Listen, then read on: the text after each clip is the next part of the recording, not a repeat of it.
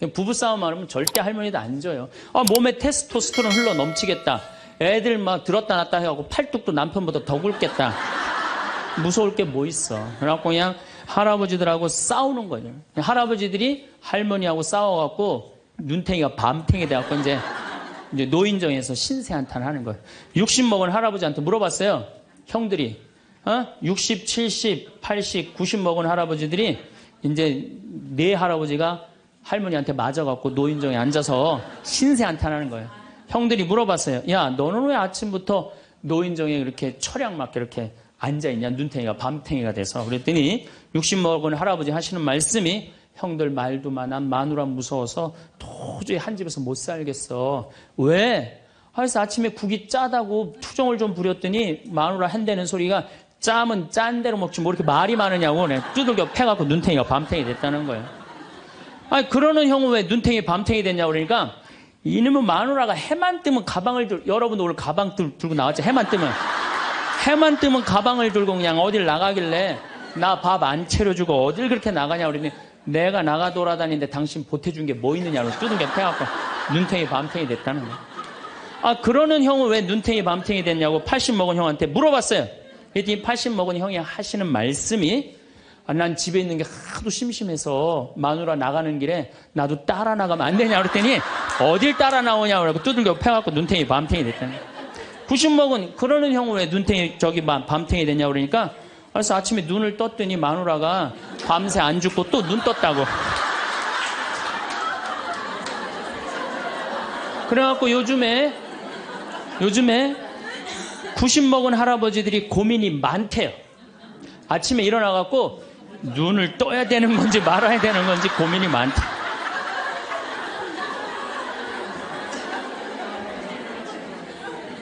그래서 여기 계신 분들 혹시 고향이 삼척인 분들 안 계세요?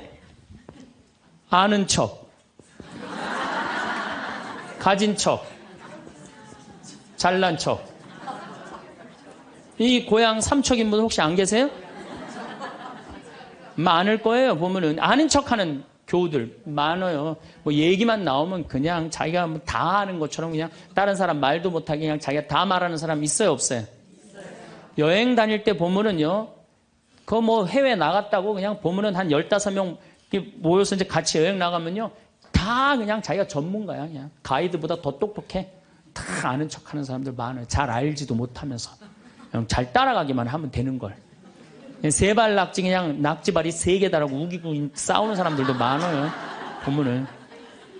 제가 한 번은 서울 모본당에 강의를 갔어요. 강의를 갔는데 이 강의를 하려고 그러는데 마이크를 딱 잡았는데 마이크가 안 나오는 거예요. 마이크가 막 안 나오는데 막 사무장님이 막 쫓아 들어가더라고요. 한 2분이 지났는데 안 오는 거야. 안 나오는 거야. 관리장님이 또 들어갔는데 또 안 나오는 거야. 꾸리야 단장이 들어갔는데도 안 나오는 거야. 10분 동안 서서 있는데 참 멋쩍더라고요. 근데 제가 그 10분 동안 기다리면서 내가 미칠 뻔했어요. 내가 신학교 때 무슨 일을 했냐면 관리부장이라는 걸 했어요.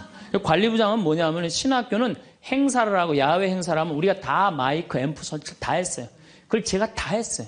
앰프 설치, 마이크. 그러니까 딱 보면은 알아요.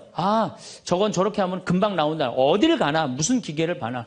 10분 동안 기다리면서 내가 거기 쫓아 들어가고 아는 척하고 싶어서 내가 미칠 뻔했다니까요. 우리 인간은요, 누구에게나 무슨 유혹이 있느냐면 아는 척하고 싶은 유혹이 있는 거. 어느 인간에게나. 그게 나만 있는 게 아니라 여러분들도 다 있다는 거예요. 근데 여기에는 무서운 게 있어요. 뭐 무서운 게 있냐면 내가 아는 척을 하면서 다른 사람 무시하는 거예요. 교우들 무시하고 같이 사는 공동체 무시하고 듣지 않는 거예요. 아는 척 하려고 그럴 때 남의 얘기를 듣지 않을 때 아는 척하는 분들 악마의 유혹에 넘어가는 분들이죠. 하루는 내가 목욕탕을 갔어요. 딱 빨개 벗고 탕 안에 딱 들어갔어요. 탕 안에 들어갔는데 온탕에 중년의 남자가 한 5명 있었어요. 근데 갑자기 그 정가운데 있던 남자가 나를 보더니 갑자기 일어나더니 신부님 오셨느냐고 인사를 하는 거예요. 자세히 보니까 광명시 시장님이야. 시장님이 국장님들을 데리고 목욕탕을 온 거예요. 온천을 딱 왔는데 날 보더니 그 시장님이 일어나서 인사를 한 거야. 국장들이 이해가 안 가는 거야. 광명시에서는 누가 최고야? 시장님이 최고인데 저 사람 저 누구냐? 저 해와 같이 찬란하고 달과 같이 아름다운 저 사람 저거 누구냐 이거야. 아니, 우리 시장님이 일어나서 인사할 정도면 보통 사람은 아니라는 거지.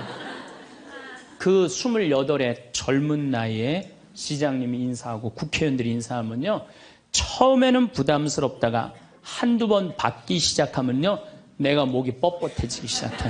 슬슬 기부수를 하기 시작하는 거야. 아니, 시장, 국회의원도 나한테 인사하는 판에 내가 누구한테 인사해? 교우들도 누가 먼저 인사해야 돼? 교우들이 먼저 인사해야 되는, 내가 인사 먼저 하지 않는 거예요. 악마의 유혹에 넘어가는 거죠. 예, 우리 인간이 받는 유혹이, 가장 많이 받는 유혹이 돈에 대한 유혹입니다. 근데 1 더하기 1은 2지, 1 더하기 1은 절대 10이 아닙니다. 더욱이 이제 2만 달러가 넘었으면은요, 떼돈이 순식간에 버는 그런 시대는 지납니다. 2만 달러는 내가 노력한 만큼, 그리고 뭐 5,000달러에서 2만 달러 올라갈 때는 세금도 막 떼어먹어도 돼요. 2만 달러가 넘어가면 투명한 시대가 되기 때문에 세금도 못 떼어먹어요. 이제는 어떻게 하는 사람이 이 세상에서 제일 속 편하냐면은 법대로 사는 사람이에요. 1 더하기 1은 2라고 생각하고 특별하게 내가 노력한 만큼의 성과를 얻는다고 생각하는 사람은요, 절대 악마한테 유혹받지 않습니다. 또 돌도로 빵이 되라고 그러는 거나 돌머리도로 서울대학 들어가라는 거나 똑같은 거다. 여러분들, 서울대학 들어간다고 행복한 건 절대 아니다. 여러분들, 의사가 행복 지수가요, 180개 의사 직업 가운데 의사가 179등이라는 통계도 있어요.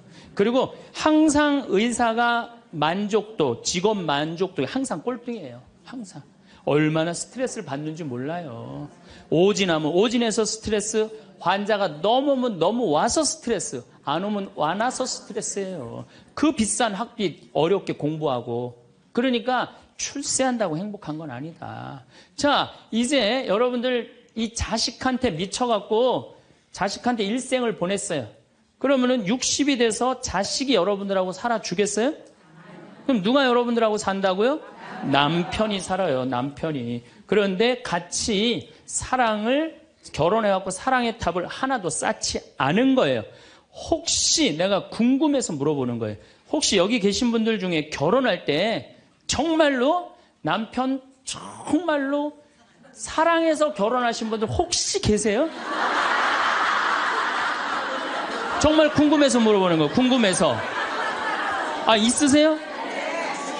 자, 여러분들 착각하는 게 있어요. 여자 23, 25 예쁠 때예요. 피부 기가 막힐 때예요.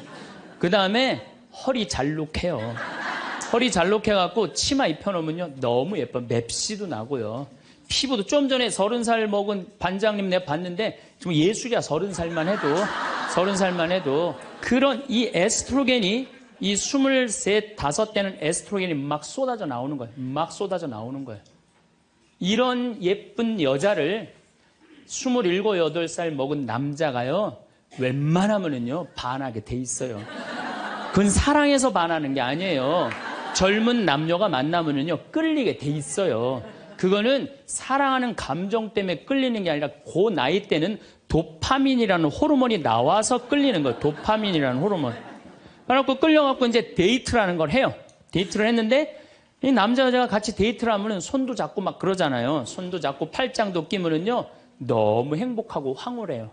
그럼 이 남자를 사랑해서 황홀한 게 아니에요. 요 단계, 다음 단계 들어서면은 페닐에틸암이라는 호르몬이 나와서 황홀한 거예요. 예.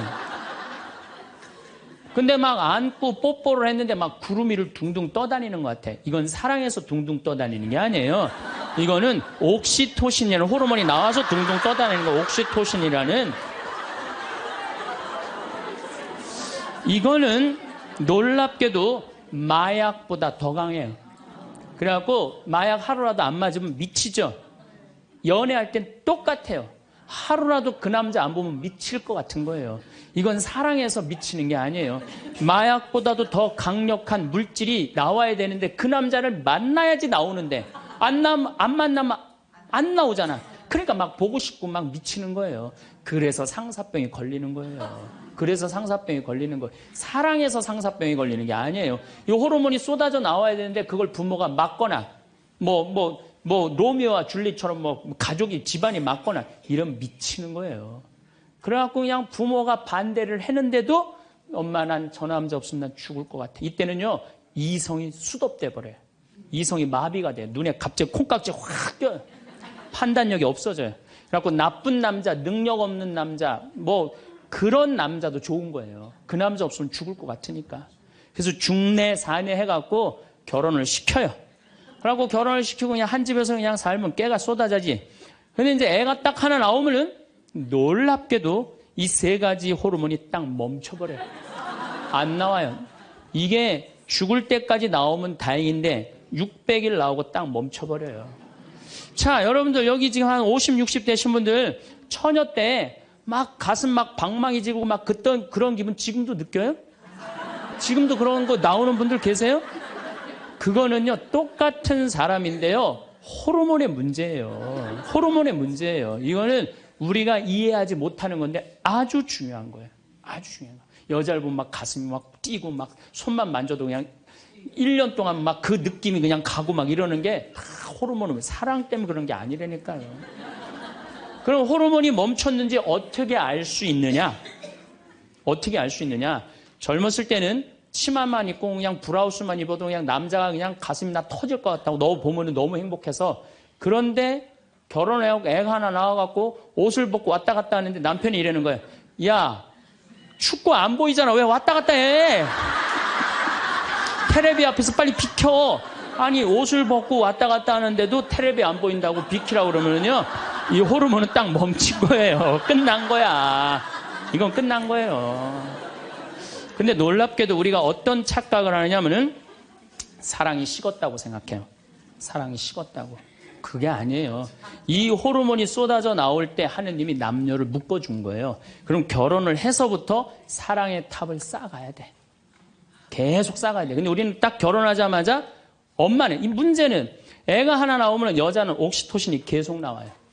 왜 계속 나오냐면 젖을 먹이면서 애가 막 까무락까무락 그러는 거 보면서 아장아장 걷는 거 보면서 남자 없어도 돼. 얘만 있어도 돼. 그냥 얘한테 미치는 거예요. 그럼 남자는 또 뭐를 갈구하냐면 도파민을 갈구해요. 도파민이라는 건 남녀가 처음 만났을 때 첫눈에 반하는 때 나오는 호르몬이에요. 그러니까 이제 부인한테는 안 나오는 거야. 그냥 나가서 술집에 젊은 여자한테 전전긍긍하면서 그냥 그 도파민 맛을 계속 느끼는 거예요. 그 여자는 자식 키우는데 미쳐있고 남자는 나가서 돈 버는데 바깥에서 미쳐있는 거예요. 그렇게 30년 동안 남남으로 사는 거예요.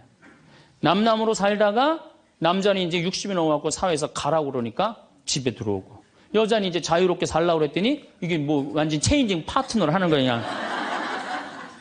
그래갖고 남편이 집에 들어왔고 사랑이 하나도 없는 사람, 사랑하는 사람 밥 세끼 차려주는 것도 힘든데 사랑하지도 않는 남자 밥 세끼 차려주는 거 좋아요, 나빠요? 나빠요? 좋아요? 네. 자기는 손이 없어, 발이 없어. 손 하나 까딱 안 하고 밥 세끼 차려내라면 뭐라 그러면서 차려줘요, 부엌에서. 삼식이. 이 뒷말은 내가 안 하겠어요. 방송에 나가갖고 밥 세끼 차려달란다고. 두 끼 차려달라면 뭐라 그래? 두식이 그냥 밥 세끼 차려달라고. 그런데 옥시토신이 계속 나오는 부부들이 있어요. 결혼하고부터 같이 여행도 다니고 포장마차도 가고 산책도 다니고 서로 그냥 위해주고 이런 부부들은 60이 되면은요 남편이 이런 생각이 든대요. 나한테 시집 와줘갖고 애 낳아주고 살림 살아주고 너무 고맙다. 만지기만 해도 너무너무 행복하대요. 그런 사람들은 계속 옥시토신이 나온대요. 여자도 마찬가지래요. 여자도 내가 이 험난한 세상에 저 남자 만나서 저 남자가 바람막이 다 대주고 내가 좀 행복하게 살았다. 보면 너무너무 고마운 거야. 이 두 부부는 60이 넘어도요 서로 만지기만 해도 행복하다는 거예요. 옥시토신이 나오는 부부들은요, 여보 남편이 그런데요. 여보 나 내일 산에 갈 거거든. 아침 점심은 내가 알아서 먹을 테니까 당신 애들도 없는데 걱정하지 말고 당신 푹 쉬었다가 나 저녁만 해줘. 이러면요 이때부터 남편을 부르는 용어가 달라져요. 님자를 붙여줘요. 우리 집 일식님은 한 끼밖에 안 드신다고. 얼마나 고마워하는지 몰라요. 그런데 남편이 밥을 한 끼도 안 먹는다, 집에서. 이건 너무 고마운 거예요. 여러분들, 우리 어머니 아버지가 결혼 63주년이 됐어요. 60년 때 어머니가 이러셨어요. 나 60년 동안 밥 해먹는 건 지겹다고. 그랬더니 아버지, 내가 직접 들었어요. 아버지 하시는 말씀이 60년 동안 밥하는 거 했었지. 이제부터 내가 해서 먹을게. 그래서 우리 아버지가 해서 드세요. 집에서 한 끼도 부인한테 상차리라고 안 하면은 이때부터는 대통령 아들 대접해 주는 거예요. 영식님을 대통령 아들이라고 부르는 거거든요. 우리 집 영식님은 한 끼밖에 한 끼도 안 드신다고.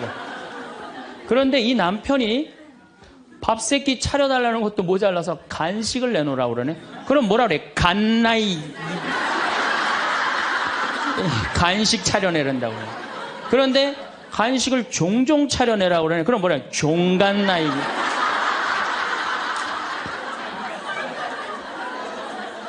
여러분들, 우리나라에서 제일 인기 있는 신랑감 1위는 송혜 선생님이라고 그래요. 송혜 선생님. 송혜 선생님은 전국 노래자랑하러 다니느냐고 생전 집에서 밥을 안 먹는데.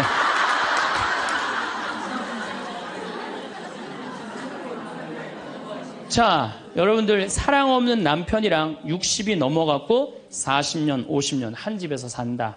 만만치 않은 일이에요. 보통 심각한 문제가 아니에요. 네. 그런데 우리는 60이 넘어서도 누구한테 미쳐 있느냐면 아직도 정신 못 차려. 자식한테 미쳐 있어요. 일본은 60이 넘어서 자식들 생활비 대주는 비율이 8%예요. 홍콩은 60이 넘어서 자식들 생활비 대주는 게 11%예요. 우리나라는 60이 넘어서 자식들 생활비 대주는 비율이 83%예요. 자식한테 미쳐 있는 거예요. 원숭이가 바나나를 못 나서 자기 목숨을 잃어버리듯이 대한민국 60대 할머니, 할아버지들은, 특히 할머니들은 누굴 못 낳아? 자식을 못 낳아서 본인의 인생을 다 망치는 거예요. 나머지 50년, 60년 인생을 다 망치는 거예요. 남편도 없고 자기도 없는 거예요. 그러니까 우리나라 노인 자살률이 세계에서 1위입니다. 1위인데 65세 이상 10만 명당 미국은 10명이 자살을 해요. 일본은 35명이 자살을 해요. 근데 우리나라는 72명이 자살을 해요. 젊은 사람들보다 우리나라 60세 이상이 3배 많이 자살을 해요. 젊은 사람들보다. 우리나라 노인들은 행복이 하나도 없는 거예요. 자식한테 미쳐갖고. 자, 이제 60부터 지금 태어나면서부터 아인슈타인부터 지금 시작을 했어요. 아인슈타인부터 시작해갖고 뭐 천재부터 시작해갖고 이제 점점 꿈이 망가지고 결혼해갖고 자식한테 미쳐있다가 60이 넘어서면요. 60이 넘으면요. 여자한테는요. 몸에 에스트로겐이 안 나와요. 몸에서 뭐가 나오냐면 테스토스테론이 나와요. 남성 호르몬이 나와. 60 넘은 할머니들 보면 여자 같은 할머니 하나도 없어요. 전부 깡패 같은 할머니밖에, 깡패 같은 할머니. 내가 얼마 전에 부산에를 갔는데 택시를 탔어요. 근데 택시 기사님이 머리가 하얗신 분이야. 머리가 하얀데 내가 택시를 딱 탔는데 아유, 손님 장가 갔냐고. 그래서 난 장가 안 갔다고 그랬더니 아유, 장가 안 가길 잘했다는 거예요. 그래서 무슨 소리냐 그러니까 내가 이제 환갑이 넘었는데 우리 마누라가 자식들이 전부 다 뭐 서울에 뭐 연대 나오고 그래갖고 안양에 가서 산다는 거예요. 안양에 가서 사는데 마누라는 침대를 좋아하고 자기 맨바닥이 좋대요. 그래서 잘 때 부인은 같이 텔레비를 보고 잘 때는 딸 방에 가서 잔다는 거예요. 근데 이놈은 마누라가 방에 딱 텔레비 보러 이제 자기 끝나고 자기 방에 갈 때 꼭 자기를 향해서 방구를 끼고 간다는 거. 방구를 끼고. 그래서 제발 방구 좀 끼지 말라고 그래도 들은 척도 안 한대요. 꼭 방구를 끼고 간다는 거예요. 너무너무 자존심이 상하네. 너무너무. 그러니까 60이 넘은 여자들은요. 여자 같은 여자가 없다는 거예요. 몸에 막 테스토스테론이 나오는 거야. 응. 할아버지들은 몸에서 테스토스테론이 안 나와. 에스트로겐이 나와. 조금만 말하면 막 울고 슬픈 거 보면 막 울고 막. 할머니들은 생전 안 그러는데. 그러니까 이제 60 먹은 할머니랑 60 먹은 할아버지랑 부부싸움 하면은요. 할머니들은 안 져요. 72% 할머니들이 나는 늙은 남편 모시는 거 지겹다고 생각을 하니까 신경질이 나는 거예요. 부부싸움 하면 절대 할머니도 안 져요. 몸에 테스토스테론 흘러 넘치겠다. 애들 막 들었다 놨다 해갖고 팔뚝도 남편보다 더 굵겠다. 무서울 게 뭐 있어. 그래갖고 그냥 할아버지들하고 싸우는 거죠. 근데 문제는 여러분들은 자식들하고 살지 않습니다. 여러분들은 남편하고 삽니다. 그러면 제일 중요한 관계가 부부예요, 부부. 근데 우리는 세상에 돈 욕심, 자식 욕심 피느냐고 정말 중요한 걸 잊어먹고 사는 거예요. 정말 중요한 것. 부부간의 사랑을 잊어먹고 사는 거예요. 여러분들 이 멀리까지 인천에서, 서울에서, 수원에서 여기 오신 이유는 말씀 들으려고 오신 거 아니에요? 그렇죠? 그럼 뭔가 답을 알고 살아가는 거, 뭔가 답을 알고. 돈 많은 부잣집 아들 자살했어요. 돈 많은 부잣집 딸 자살했어요. 자살하는 사람들 얼마나 많아요, 돈 많은 사람들이. 그렇죠? 네, 가난한 사람 자살 안 해요. 돈 많아갖고 어떻게 주체를 못하는 사람들이 자살을 하는 거죠. 멕시코의 어떤 미국 하버드 MBA를 한 금융가가 휴가를 갔어요. 조그만 해안가 휴가를 갔는데 어부가 난 물고기 잡으러 나가겠다고 그 집에서 쉬었는데 물고기를 잡으러 나갔는데 2시간 만에 들어온 거야.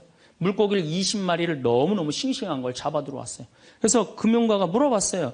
당신 뭐 벌써 들어왔느냐고. 그랬더니 그 어부 하는 말이 나는 20마리면 된다고. 나 왜 이렇게 일찍 들어왔냐고 그러니까 나 애들하고 놀고 마누라하고 음식 차려서 먹고 낮잠 자고 저녁에는 저기 뭐 식당에 가갖고 데큘라 한잔하고 기타 치고 놀으려고 난 왔다고.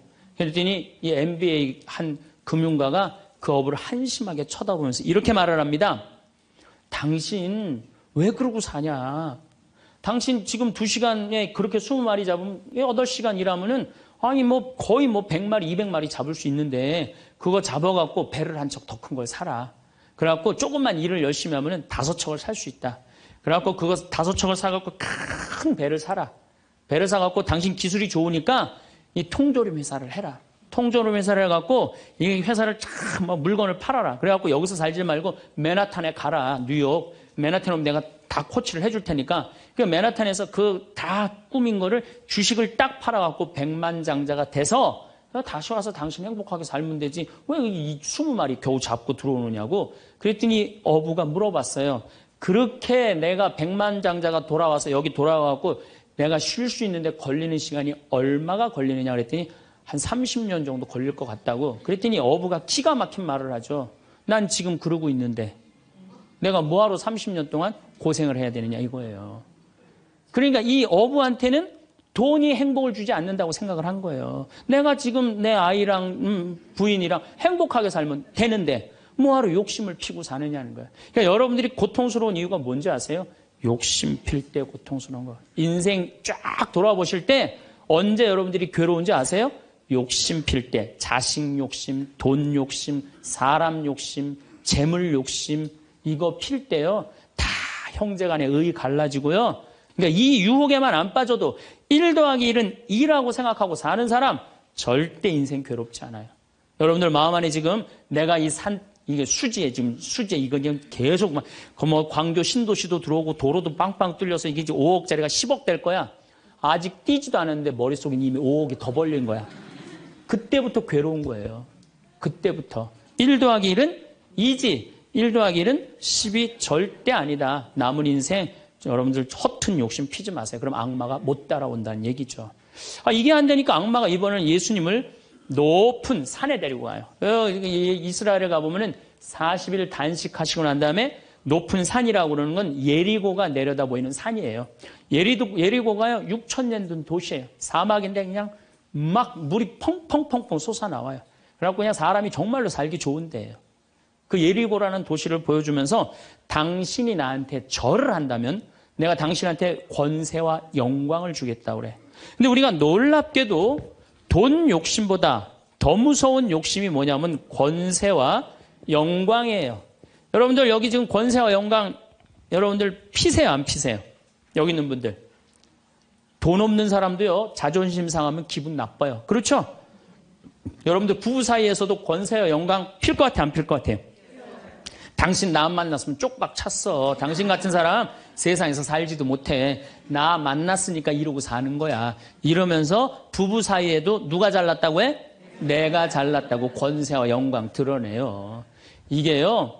돈 없는 사람도 받는 유혹이 권세와 영광이에요. 이거 국회의원 대통령만 받는 게 아니에요. 이거 제일 많이 받는 사람이 우리 신부들이에요. 신부들. 나는 28에 신부가 됐어요. 아니 학생이다가 갑자기 신부가 됐는데 학교 다니다가 갑자기 신부된 거 아니에요.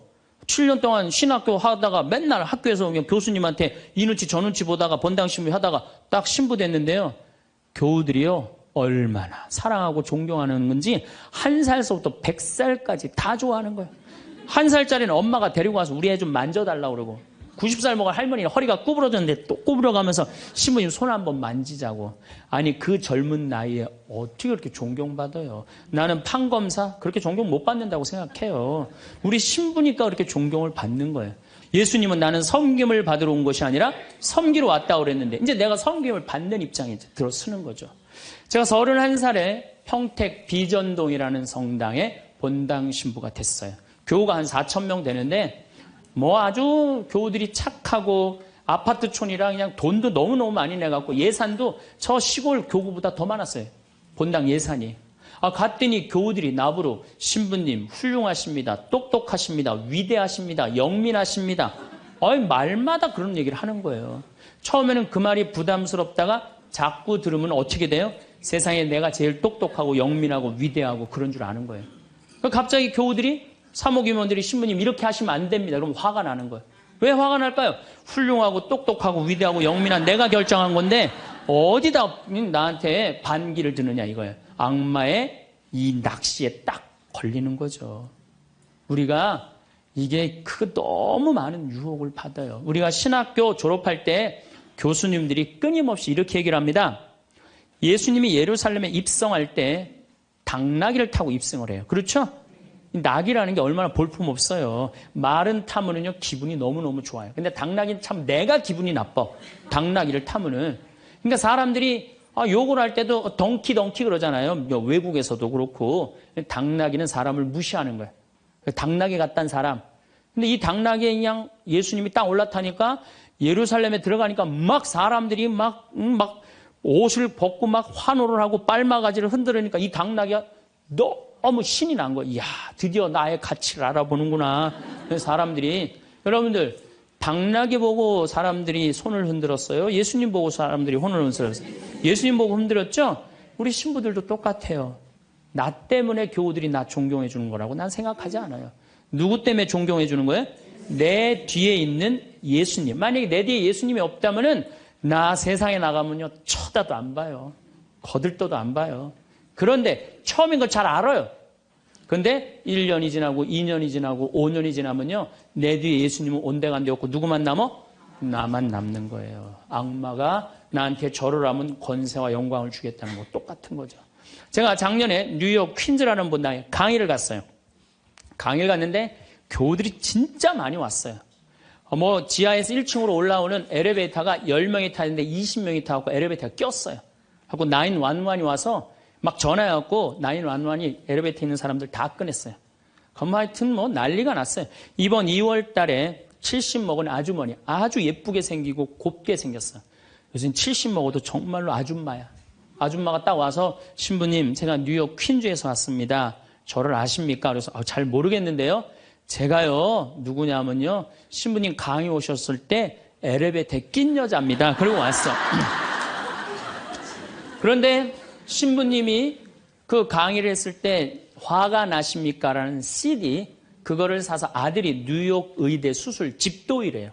대단한 거죠. NYU 대학의 수술 집도이면. 근데 우울증이 있었는데 그걸 출퇴근에 듣고 다니면서 맨날 웃어서 우울증이 없어졌다는 거예요. 그러니까 아들이 한국에 돌아가면은 꼭 평창에 가고 신부님한테 고맙다고 얘기하라고.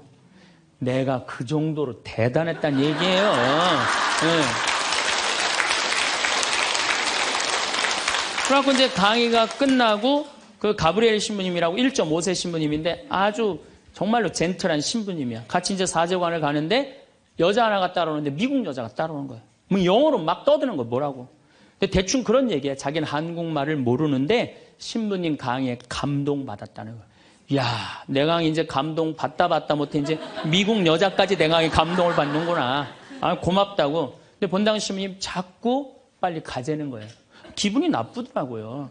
지금 미국 여자가 내 강의 감동받아서 얘기하자는데 말 끊으니까. 그래도 어떻게 본당 신부님 최고 아니에요. 나는 초청 받아서 간 사람이고, 그래서 다음에 얘기하자고 고맙다. 그리고 신부님하고 사제관으로 가는데 신부님이 그 여자가 안 보이니까 나한테 하는 소리가, 신부님 저 여자 이거라고, 이거. 우리가 한번 권세와 영광을 추구하다 보면요, 미친 여자가 주는 것도 덥석덥석 받아먹는 게 인간이에요. 미친 여자가 주는 것도 덥석덥석 받아먹는 게 인간이에요. 여러분들 지금 대통령은 아니더라도 전 대통령들 청와대에 들어갈 때 보면 다 70% 지지율이 들어갈 때, 근데 나올 땐 전부 똑같이 10%대였어. 다. 왜 10%대로 떨어질까요? 5년 동안 밑에 있는 사람들이 훌륭하십니다, 대단하십니다, 위대하십니다, 영민하십니다. 5년 동안 들으면요, 5년째 판단력이 흐려지는 거예요. 5년째. 요즘 대통령, 지금 대통령 어떤지 모르겠어요. 나는 그 내곡동 산 거 보면은 왔다 갔다 하는 것 같아요, 느낌이. 네. 5년 동안 그런 소리만 들으면요, 우리가 흔들리게 돼 있어요. 그런데 이거는 대통령뿐만 아니라 저나 여러분들이나 누구에게나 빠질 수 있는 유혹이야. 나 없으면은 이 집 망한다. 나 없으면 우리 사목회 망한다. 나 없으면 우리 구역 망한다. 나 없으면 우리 레지오 망한다. 나 없으면은 우리 성모회 망한다. 절대 그런 생각하지 마세요. 없어져도요, 잘 돌아가요. 제가 홍콩에 가갖고 인도 신부 이렇게 이제 강의를 들은 적이 있어요. 근데 그 신부님이 참 재미난 얘기를 하더라고요. 한 성가대가 있는데 이 성가대에 이 30명이 있는데 소프라노 자매 하나가 음이 자꾸 틀리는 거야. 음이 자꾸 틀려갖고 지휘자가 머리가 지끈지끈한 거야. 그래서 본당 신부님을 찾아가서, 신부님, 우리 성가대에 소프라노 하나가 있는데 음도 틀리고 박자도 틀려갖고 성가대가 안 된다. 그러니까 신부님 제발 그 여자 좀 관두게 해라. 신부님이 화가 났어요. 그래? 알았어. 내가 관두게 할게. 라고 불렀어요. 당신 때문에 30명 성가대가 안 된대잖아. 당신 좀 성가대 좀 관둬라. 30명을 위해서. 그랬더니 소프라노 단원이 한 말이 있어요. 좋다. 내가 관둬서 30명이 잘 된다면 나도 요구 조건이 하나 있다. 그게 뭐냐 그랬더니, 신부님도 우리 3,000명 좀 잘 돼보게 좀 관둬라 좀. 여러분들, 우리가요, 본당 신부님들도 간혹 나 아니면 이 성당 못 짓는다고 그렇게 생각하는 분들 계신데, 없어도 돌아가요. 돌아가게 돼 있어요. 여러분들도 제발 나 없으면 무너진다 이런 생각하지 말고 좀 겸손한. 그래서 여기 계신 분들 혹시 고향이 삼척인 분들 안 계세요? 아는 척, 가진 척, 잘난 척. 이 고향 삼척인 분들 혹시 안 계세요? 많을 거예요. 보면은 아는 척하는 교우들 많아요. 뭐 얘기만 나오면 그냥 자기가 뭐 다 아는 것처럼 그냥 다른 사람 말도 못하게 그냥 자기가 다 말하는 사람 있어요, 없어요? 여행 다닐 때 보면은요, 그 뭐 해외 나갔다고 그냥 보면은 한 15명 모여서 이제 같이 여행 나가면요, 다 그냥 자기가 전문가야. 그냥 가이드보다 더 똑똑해. 다 아는 척하는 사람들 많아요. 잘 알지도 못하면서 그냥 잘 따라가기만 하면 되는 걸. 세발 낙지 그냥 낙지발이 3개 달라고 우기고 싸우는 사람들도 많아요. 보면은. 제가 한 번은 서울 모본당에 강의를 갔어요. 강의를 갔는데, 이 강의를 하려고 했는데 마이크를 딱 잡았는데 마이크가 안 나오는 거예요. 마이크가 막 안 나오는데 막 사무장님이 막 쫓아 들어가더라고요. 한 2분이 지났는데도 안 오는 거야. 안 나오는 거야. 관리장님이 또 들어갔는데 또 안 나오는 거야. 꾸리야 단장이 들어갔는데도 안 나오는 거야. 10분 동안 서서 있는데. 참 멋쩍더라고요. 근데 제가 그 10분 동안 기다리면서 내가 미칠 뻔했어요. 내가 신학교 때 무슨 일을 했냐면 관리부장이라는 걸 했어요. 관리부장은 뭐냐면 신학교는 행사를 하고 야외 행사를 하면 우리가 다 마이크, 앰프 설치 다 했어요. 그걸 제가 다 했어요. 앰프 설치, 마이크. 그러니까 딱 보면은 알아요. 저건 저렇게 하면 금방 나온다. 어디를 가나, 무슨 기계를 봐나. 10분 동안 기다리면서 내가 거기 쫓아 들어가고 아는 척 하고 싶어서 내가 미칠 뻔했다니까요. 우리 인간은요, 누구에게나 무슨 유혹이 있느냐면 아는 척 하고 싶은 유혹이 있는 거. 어느 인간에게나. 그게 나만 있는 게 아니라 여러분들도 다 있다는 거예요. 근데 여기에는 무서운 게 있어요. 뭐 무서운 게 있냐면 내가 아는 척을 하면서 다른 사람을 무시하는 거예요.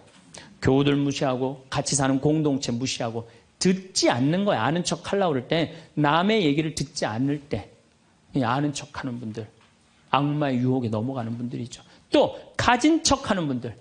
이것도 뭐 그냥 전세 살면서 시계 막 롤렉스, 까르띠에 막 이런 거 차고 다니는 교우들 많아요. 예. 가방.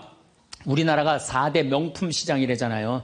가방도 보면 막 300만 원짜리 막 들고 다니는 자매들 많죠. 남편 월급이 300만 원인데 그걸 가방으로 바꿔갖고 한 달 내내 들고 다니는 거야. 한 달 내내. 예. 아니 내가 밍크 코트를 하나 샀어. 밍크 코트를 샀는데 이거 한 번 1000만 원짜리인데 이거 입고 한번 성당에 나가야 되는데 이놈은 지구 온난화 때문에 왜 이렇게 겨울에 안 추워? 제발 좀 추워야지 한번 입고 나가는데 그래갖고 그냥 밍크 코트 입고 기다리다가 1월 말에 어떻게 하고 입고 나가면 속에는 그냥 민소매, 소대낫이 입고 그냥 치마 입고 그리고 그냥 밍크 코트 입고 나가는 사람들 많아요. 제가 우리 앞으로 뭐 내년 1월 15일 날 전력이 뭐 샷다운 된다고 그러잖아요. 예. 그런데 보면은요, 호텔이나 백화점에 겨울에 가보면요, 다 반팔 입고 다녀요. 정신 나간 거죠. 예. 가진 척. 그냥 겨울에 벗고 다니는 게 가진 척 하는 거 아닌데. 예. 아는 척, 가진 척. 이거 다 해서 뭐 하고 싶어요? 잘난 척 하고 싶은 거예요. 여러분들 제일 꼴보기 싫은 게 뭐예요? 잘난 척 하는 거죠? 예. 이쁜 여자들이 그냥 이쁜 척 하는 거. 이거 진짜 꼴보기 싫은 거죠. 근데 이쁘지도 않은데 이쁜 척 하면 더 꼴보기 싫죠?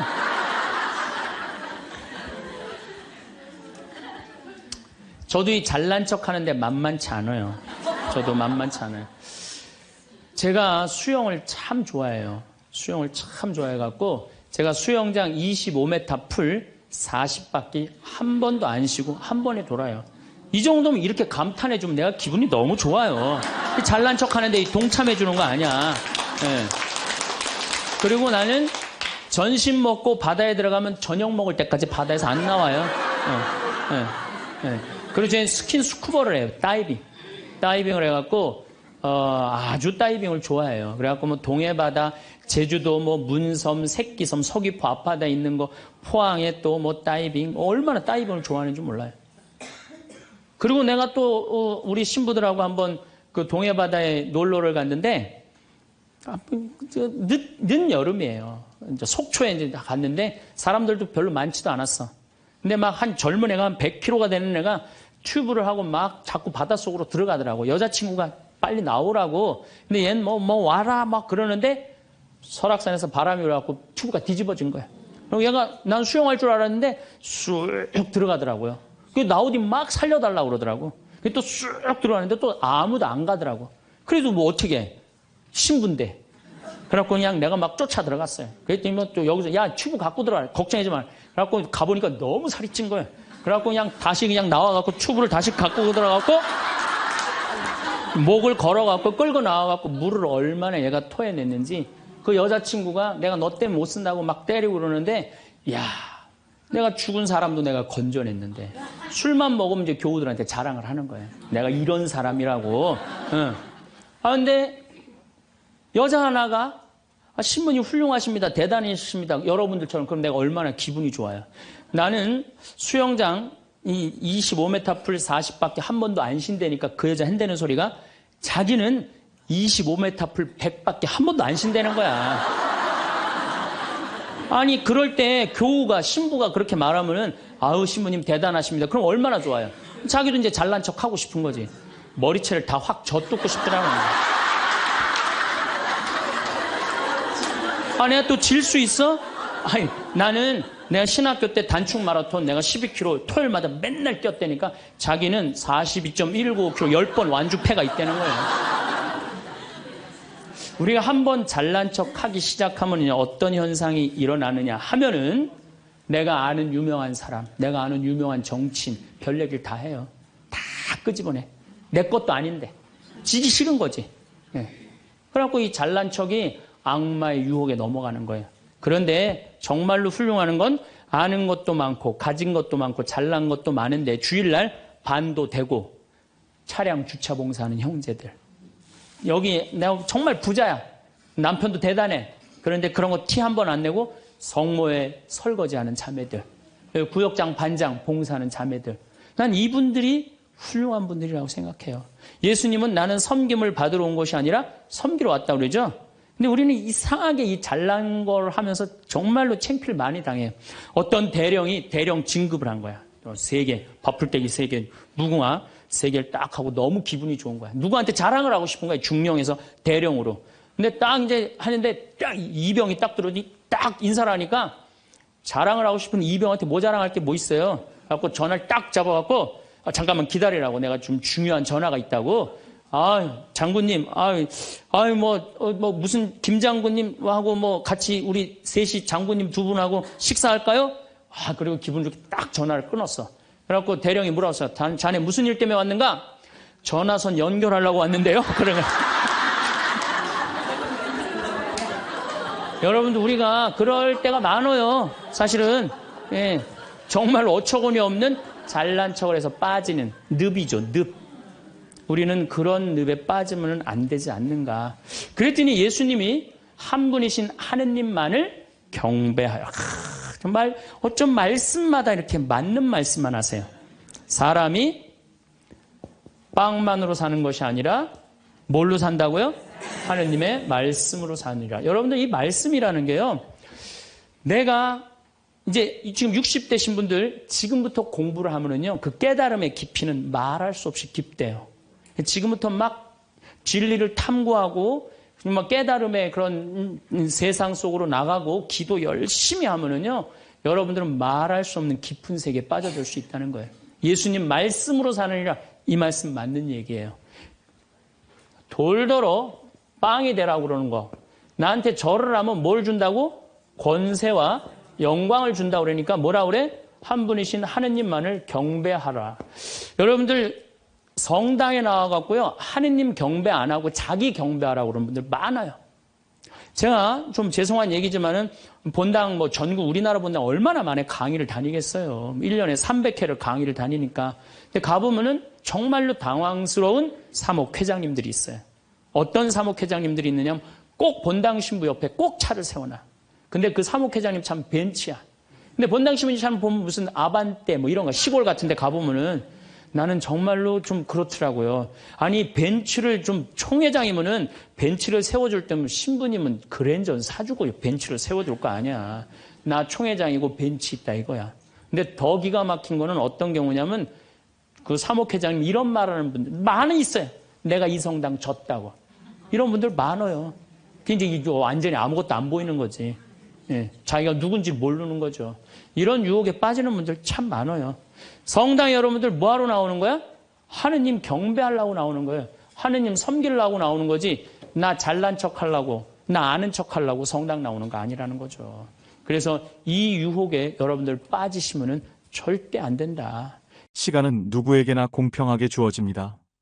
매년 차곡차곡 쌓이는 마일리지처럼 아이는 서서히 청년이 되어가고 청년은 자연스레 늙어 노화의 길로 접어들지요. 하지만 나이 듦이 곧 노쇠를 의미하는 것은 아닙니다. 나이와 관련한 모순된 속담 2가지가 있습니다. 나이는 못 속인다와 나이는 숫자에 불과하다.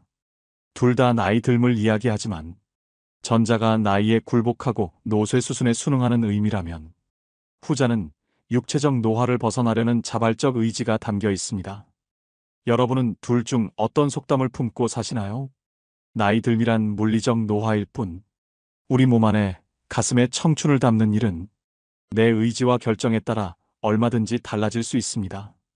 지금이라도 변화하고 싶다면 잘 늙어가는 것이 곧 오래도록 청춘으로 사는 길이겠죠. 나이 들면 이런 마음으로 살다 갑시다. 삶을 남과 비교하지 말고 남을 원망하지 말고 부모로서 자식이 잘 되길 바래도 자식들에게 너무 기대하지 말고 지난날을 후회하지 말고 내 운명이라 생각하고 운명이다 해 세상 떠날 때 부와 권력, 명예 다 놓아버리고 빈손으로 홀가분하게 미련 없이 미소 짓고 떠나게 해달라고 기도하며 삽시다. 재물이 많아도 만족하지 못하고 더 많은 재물을 모으려고 발버둥치면 재물의 노예가 되어 가진 재물에 만족하지 못해 마음이 가난하고 많은 재물이 없어도 가진 것에 만족하고 분수에 맞게 즐겁게 살면 마음이 부유의 부자입니다. 가난한 사람과 부자는 마음먹기에 달려 있습니다. 영겁의 세월 속에 인간의 삶은 흐르는 물과 같고 하늘에 떠가는 구름과 같고 올 때는 순서가 있지만 이 세상 떠날 때는 순서도 없고 언제 떠난다는 기약도 없어 몇 분 후를 모르는 것이 인생이라 합니다. 지난 날은 다시 돌아올 수 없고 미래는 기약이 없으니 지난 일에 미련 갖지 말고 미래를 너무 기대하지 맙시다. 지금 주어진 이 시간이 생애 제일 소중하다고 생각하며 보람있고 즐겁고 행복하게 보냅시다. 노년에 친한 친구가 두 사람만 있어도 인생을 잘 살았다는 말이 그때는 마음에 와 닿지 않았는데 정년 후에야 실감이 납니다. 친구가 될 수 있는 조건이 첫째, 가까이 살아 언제든지 부르면 올 수 있고 둘째, 취향이 같고 건강해야 동행할 수 있고 생활 여유가 같아야 함께 여행도 하고 술도 함께 부담 없이 나눌 수 있습니다. 나이가 들면 세상을 이런 마음으로 즐겁고 행복하게 살다 운명이 다 해부르면 큰 고통 없이 미소 짓고 미련 없이 떠날 수 있는 사람이 인생을 가장 잘 산 사람 아닐까요? 그래서 오늘은 나이 들어 성숙한 내면을 가지기 위해 반드시 피해야 할 행동 6가지에 대해 알려드리겠습니다. 오늘부터라도 5가지 중 1가지라도 실천하셔서 품격 있는 노후를 만들어 가시길 바랍니다. 인생 수업 바로 시작하겠습니다. 나이 들어 반드시 피해야 할 행동 첫 번째는 질서를 무시하는 사람입니다. 사람들이 전철을 타기 위해 출입문 양옆에 줄 서 있는데 한 나이 든 분이 맨 앞으로 끼어들었던 적이 있었습니다. 질서를 지키는 모습에 대한 평가는 나이 들수록 더 극과 극으로 갈리는 경향이 있습니다. 30, 40대면 당연한 모습처럼 여기는데 머리가 흰 나이 든 노인이 질서를 지키는 모습은 훨씬 더 존경스러운 마음이 듭니다. 어른도 저러는데 나도 본받아야지 라는 생각이 듭니다. 30, 40대도 어른인데 유독 노인에게 이런 마음이 든 이유는 무엇일까요? 바로 사회의 어른, 근본이란 생각이 크기 때문입니다. 반면 노인이 질서를 무시하는 모습은 더 추하게 보입니다. 어린 사람보다 더 비난을 받는 이유는 모범을 보일 위치에 있는 사람이기 때문입니다. 오래전 줄을 서자, 차선을 지키자라는 캠페인이 벌어진 적이 있습니다. 사고를 예방하고 모두가 편해지는 길이라는데 공감했습니다. 새치기하고 무단횡단하는 것은 정말 부끄러운 모습입니다. 그런데 이런 행동을 어른이 버젓이하는 모습에 질서를 가르치던 부모는 아이의 눈을 가리게 됩니다. 배울 것이 없는 것은 괜찮습니다. 하지만 배우지 말아야 할 것을 하는 것은 어른으로서 부끄러운 일입니다. 이런 부끄러움은 나이가 들수록 더 커져 추하게 보이기까지 합니다. 아프거나 거동이 불편한 사람은 예외를 둘 수 있지만 나이 들어 질서를 무시하는 사람들을 보면 나이를 어떻게 먹었는지 혀를 차게 되고 자기만 아는 형편없는 사람으로 여기게 됩니다. 두 번째는 책임을 회피하고 남 탓하지 말아야 됩니다. 우리가 어른에게 기대하는 것 중 하나는 바로 성숙한 태도와 책임감입니다. 그렇다면 왜 책임을 회피하고 남 탓하는 사람이 나이감 못하고 추해 보일까요? 그 중심에는 존경의 가치와 신뢰의 손실이 있습니다. 우리는 일상에서 많은 선택과 결정을 내립니다. 그 과정에서 발생하는 실수나 실패는 자연스러운 일입니다. 자신의 잘못을 인정하고 그로 인한 결과를 받아들이는 것이 성숙한 어른의 모습입니다. 반면 남 탓만 하는 사람은 그 순간 그의 성숙함은 사라지고 존경의 대상에서 멀어집니다. 사소한 일부터 큰 일까지 모든 갈등과 다툼은 남 탓에서 시작됩니다. 특히 가까운 사이일수록 그런 일은 더 많이 발생합니다. 부부 사이나 부모와 자식 관계에서 남 탓으로 인한 갈등은 작은 불씨에서 시작해 결국 끌 수 없는 화재로 발전하곤 합니다. 어떤 경우든 남을 원망하지 마세요. 특히 가족 중에 누구를 원망하고 미워하는 것은 절대 금물입니다. 자신만 더 소외됩니다. 노년에 사랑하는 가족들마저 내 곁을 떠나가고 주변에 사람이 없으면 비참한 노후를 보내게 됩니다. 남을 탓하기 전에 자신의 행동을 되돌아봐야 합니다. 모든 결과는 자신의 선택과 행동에서 비롯됩니다. 일이 잘 못되면 군자는 제 탓을 하고 소인은 남을 탓합니다. 나이 먹은 사람이라면 그에게는 지혜와 성숙함을 기대하게 됩니다. 그런데 책임을 회피하고 남 탓만 하는 사람은 그 기대치에 못 미칠 때가 많습니다. 그 사람을 보면서 아쉬움을 느끼게 됩니다. 나이 먹은 노인이 이런 태도를 보인다면 더욱 안타깝습니다. 노인은 제일 위에 있는 어른으로 그동안의 경험과 지혜로 후손이나 주변 사람들에게 좋은 영향을 미칠 수 있는 위치에 있습니다. 그런 노인이 책임을 회피하며 남 탓하는 모습은 정말로 추하게 보입니다. 지금부터라도 늦지 않았으니 미움을 버리고 사랑으로 가득 채우는 삶을 살아가시길 바랍니다. 세 번째는 죽음을 두려워하지 말아야 됩니다. 죽음을 경험해 본 사람은 아무도 없습니다.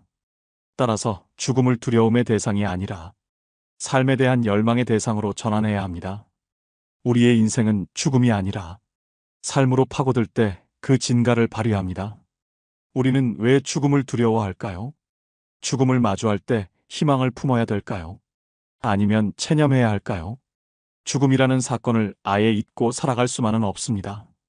우리는 가족이나 친구들의 예상치 못한 사고 또는 질병으로 인한 죽음을 목격하곤 합니다. 가까운 사람의 죽음은 크나큰 슬픔을 안겨줍니다. 죽음이 슬픈 이유는 무엇일까요? 죽음이 아무런 예고도 없이 한순간에 찾아오기 때문일 것입니다. 사랑하는 사람을 잃을 때의 슬픔은 우리를 끔찍한 패닉 상태에 빠뜨립니다. 다시는 사랑하는 사람을 만나지 못할 거라는 절망에 휩싸입니다. 죽음은 서로 행복했던 추억들을 송두리째 빼앗아 버리고 영원히 함께하자고 맹세했던 약속을 산산이 깨뜨려 버립니다. 우리가 죽음을 두려워하는 까닭도 이번 삶에서 누렸던 모든 것을 빼앗아 가버리기 때문입니다. 죽음은 삶의 끝을 의미합니다. 죽음이란 이번 삶이 우리에게 선사했던 모든 것을 한순간에 박탈해버립니다. 그렇다면 우리는 죽음에 대해 어떠한 태도를 가져야 할까요? 장자는 그의 아내가 죽자 두 다리를 뻗고 앉아서 질그릇을 두들기며 노래를 불렀습니다. 문상을 왔던 해자가 그 광경을 보고 아내가 죽었는데 곡을 하지 않고 노래를 하다니 이거 너무 심하지 않느냐고 질책을 했습니다. 장자는 왜 이러한 행동을 한 것일까요? 장자도 아내가 죽었을 때 처음에는 슬퍼서 목 놓아 통곡했다고 고백합니다. 하지만 곧 장자는 사계절이 되풀이해서 흘러가는 것과 마찬가지로 죽음은 소멸이 아니라 변화의 과정이라는 하늘의 운명을 깨달았습니다. 태어나기 전 인간에게 삶이란 없었습니다. 우연히 기가 형성되고 인간으로 태어나면서 삶이 시작된 것입니다. 죽음이란 이제 다시 변화의 과정을 통해 태어나기 전으로 돌아가는 것입니다. 우리에게는 가족의 죽음이든 자신의 죽음이든 운명으로 받아들이는 태도가 필요합니다. 인간이 죽는다면 그저 태어나기 전으로 돌아갈 뿐입니다. 죽음 이후를 막연히 두려워할 필요가 없습니다. 네 번째는 허풍을 심하게 떨거나 자랑을 너무 많이 하는 것입니다. 나이 들어서까지 입만 열면 잘난 척과 허풍을 떠는 사람이 있습니다. 제 주변 친구 중 한 명은 그렇게 자식 자랑을 합니다. 살면서 하지 말아야 할 자랑 세 가지를 꼽자면 배우자 자랑, 자식 자랑, 돈 자랑이라고 합니다.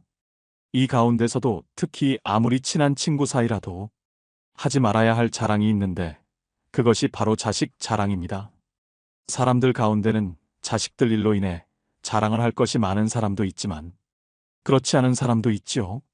특히 자식 때문에 속을 썩이고 있거나 고민이 많은 사람이 있습니다. 이런 사람 앞에서 자식 자랑을 하는 것은 아픈 사람 앞에서 자신의 건강을 자랑하는 것과 같습니다. 그 말을 듣는 사람의 입장에서는 겉으로 드러내지는 않아도 그 자체로 스트레스이고 고통이 됩니다. 나이가 들수록 축하보다도 자랑을 많이 하는 친구들이 있는데 이런 습관은 오랜 친구마저도 멀어지게 합니다. 이처럼 사회에서 잘난 척과 허풍이 심한 사람을 만나게 되면 그때마다 느끼는 게 있습니다. 자랑하는 사람일수록 자세히 들여다보면 내세울 것이 별로 없다는 사실입니다. 자신은 스스로 자기 자랑을 열심히 하고 있지만 그래서 들여다보면 빛 좋은 개살구이거나 그 주변에는 별로 성과라고 할 만한 것이 없는 사람이 대부분이었습니다. 왜 그럴까요? 자랑을 수시로 하는 사람은 겉으로 자신이 대단한 사람이라는 것을 적극적으로 알리지 않으면 부족한 사람이라는 것이 저절로 드러나기 때문이다. 자신에게 부족한 점이 많다는 것을 감추기 위해 끊임없이 주변 사람에게 자기를 드러내는 것입니다. 주변 사람에게 어떻게든 인정을 받아야 부족한 것을 감출 수 있을 것 같은 의식의 생각입니다. 그런 사람들의 의식에는 역설적으로 별로 이룬 것이 없는 사실에 대한 불안과 걱정이 깔려 있습니다. 반면 무엇인가를 이룬 사람은 그것을 굳이 자랑하려 하지 않습니다. 아니, 자랑할 필요가 없습니다. 자랑하지 않아도 그들이 갖춘 것은 저절로 드러나기 때문입니다. 경제적으로나 정신적으로나 부유하든 그렇지 않든 과시를 주 목적으로 하는 사람일수록 자랑하는 것만큼 실제로는 보잘것없을 가능성이 큽니다. 실제로 내가 갖고 있는 것과 이룬 것과 별개로 과시를 목적으로 하는 사람일수록 스스로 자신이 부족한 사람이라는 사실을 계속 강조하는 것이겠지요. 사람들과의 관계에서 항상 겸손하고 베풀 줄 아는 것, 겸손과 베푸는 삶을 실천할수록 실제로 부자 마인드에 가까워지는 법입니다. 그렇게 아름답게 늙는 것입니다. 그것이 진짜 부자들의 자세이기 때문입니다. 5번째는 내적 성장을 최우선으로 해야 됩니다. 돈이나 권력과 같은 언제고 사라질 수 있는 그림자를 삶의 절대적 가치라고 믿고 살아간다면 실제로 그것들이 사라졌을 때 크나큰 상실감에 휩싸일 수밖에 없습니다. 반면에 내적 성장은 사라지지 않습니다. 내가 깨달은 참된 지혜는 누구도 훔쳐갈 수 없습니다. 질문하지 않는 삶은 무의미합니다. 우리는 어렸을 적 경이로움에 가득 찬 눈동자로 세상을 바라봤습니다. 그런데 자라면서 세상을 향한 호기심은 물론 자기 자신에 대한 궁금증을 서서히 잃게 됩니다. 이미 다 안다고 착각하기 때문입니다. 이 세상은 무엇으로 이루어져 있는지, 왜 그런 일이 일어나는지, 나는 어떻게 해야 하는지 집요하게 캐묻지 않습니다. 그렇게 서서히 고정관념에 갇힙니다. 세상 일에 대해, 그리고 더 나은 삶에 대해 캐묻지 않고 음미하지 않는 사람은 무미건조하고 무기력합니다. 더 좋은 삶을 상상하지 않으니 변화 역시 생기지 않습니다. 뭘 해도 시큰둥하고 재미없는 일상에서 삶의 의욕을 얻기란 불가능할 것입니다. 그렇다면 어떻게 해야 할까요? 질문을 통해 지혜를 스스로 깨우쳐야 합니다. 누구도 대신 답할 수 없는 질문에 질문을 던지고 자기만의 답을 찾아가는 것이야말로 세상에 대한 경이로움을 회복하는 방법이자 지혜를 얻는 태도입니다. 6번째는 내 몸을 사랑해야 됩니다. 마르고 날씬한 몸매가 미의 기준이 되면서 하루가 멀다 하고 온갖 종류의 다이어트 프로그램과 보조제, 갖가지 운동 방법이 홍수처럼 쏟아집니다. 그러는 동안 남녀를 불문하고 식이장애에 시달리는 사람들도 늘어나고 있는데요. 식이장애는 극단적 다이어트 후 폭식과 거식으로 우울증과 같은 심리적 문제를 일으키는 질병입니다. 우울증은 다시 폭식과 거식으로 이어져 악순환의 고리에 빠지게 됩니다. 오늘날 건강한 육체는 겉보기에 날씬하고 다부진 몸매와 동일시되고 있습니다. 아이러니하게도 날씬한 몸매를 얻는 대신 건강을 잃는 일이 생깁니다. 어떻게 하면 정신과 육체를 모두 건강하게 할 수 있을까요? 첫째, 내 몸을 사랑하는 것은 자유로워지는 첫걸음이다. 세상에서 말하는 아름다움의 기준을 충족시키기 위해서가 아니라 육체가 제 기능을 온전하게 발휘하도록 관리해야 됩니다. 남에게 보여주려고 인생을 낭비하지 마세요. 둘째, 마음의 허기를 정신적으로 채우는 것이다. 마음이 허해서 먹는다라는 말이 있습니다. 우리는 우울한 기분이나 불안, 허전함을 음식을 먹으며 채우곤 합니다. 그러고는 자책감과 우울감, 자기 혐오를 느낍니다. 불안하거나 우울하다면 식욕을 채우는 것 외에 다른 방법을 찾아보세요. 인간관계에서 만족감을 얻을 수도 있고 취미생활로 일상을 풍요롭게 만들 수도 있습니다. 중요한 건 허한 내 마음을 알아주는 것입니다. 잃어버린 만족감을 자기 자신에게 돌려주려 노력할 때 공허하고 외롭고 혼란스러운 마음에 그늘이 걷히게 됩니다. 세상에서 말하는 아름다움의 기준을 충족시키기 위해서가 아니라 육체가 제 기능을 온전히 발휘하도록 관리해야 합니다. 남에게 보여주려고 인생을 낭비하지 말고 타인에게 맞춰진 모습으로 스스로를 뜯어고치려 하지 말아야 합니다. 예, 우리 인간이 받는 유혹이 가장 많이 받는 유혹이 돈에 대한 유혹입니다. 근데 1 더하기 1은 2지 1 더하기 1은 절대 10이 아닙니다. 더욱이 이제 2만 달러가 넘었으면은요, 떼돈이 순식간에 버는 그런 시대는 지납니다. 2만 달러는 내가 노력한 만큼, 그리고 뭐 5천 달러에서 2만 달러 올라갈 때는 세금도 막 떼어먹어도 돼요. 2만 달러가 넘어가면 투명한 시대가 되기 때문에 세금도 못 떼어먹어요. 이제는 어떻게 하는 사람이 이 세상에서 제일 속 편하냐면은 법대로 사는 사람이에요. 1 더하기 1은 2라고 생각하고 특별하게 내가 노력한 만큼의 성과를 얻는다고 생각하는 사람은요, 절대 악마한테 유혹받지 않습니다. 또 돌도로 빵이 되라고 그러는 거나 돌머리도로 서울대학 들어가라는 거나 똑같은 거다. 여러분들, 서울대학 들어간다고 행복한 건 절대 아니다. 여러분들, 의사가 행복 지수가요, 180개 의사 직업 가운데 의사가 179등이라는 통계도 있어요. 그리고 항상 의사가 만족도, 직업 만족도가 항상 꼴등이에요. 항상. 얼마나 스트레스를 받는지 몰라요. 오진하면 오진해서 스트레스, 환자가 넘으면 넘어와서 스트레스, 안 오면 안 와서 스트레스예요. 그 비싼 학비 어렵게 공부하고. 그러니까 출세한다고 행복한 건 아니다. 자, 이제 여러분들 이 자식한테 미쳐갖고 자식한테 일생을 보냈어요. 그러면은 60이 돼서 자식이 여러분들하고 살아주겠어요? 그럼 누가 여러분들하고 산다고요? 남편이 살아요, 남편이. 그런데 같이 사랑을, 결혼해갖고 사랑의 탑을 하나도 쌓지 않은 거예요. 혹시 내가 궁금해서 물어보는 거예요. 혹시 여기 계신 분들 중에 결혼할 때 정말로 남편 정말로 사랑해서 결혼하신 분들 혹시 계세요? 정말 궁금해서 물어보는 거예요. 궁금해서. 아, 있으세요? 자, 여러분들 착각하는 게 있어요. 여자 23, 25 예쁠 때예요. 피부 기가 막힐 때예요. 그 다음에 허리 잘록해요. 허리 잘록해갖고 치마 입혀놓으면요, 너무 예뻐요. 맵시도 나고요.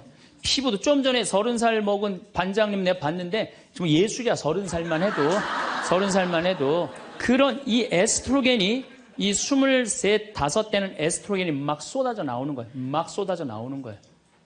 이런 예쁜 여자를 27, 8살 먹은 남자가요, 웬만하면은요 반하게 돼 있어요. 그건 사랑해서 반하는 게 아니에요. 젊은 남녀가 만나면은요 끌리게 돼 있어요.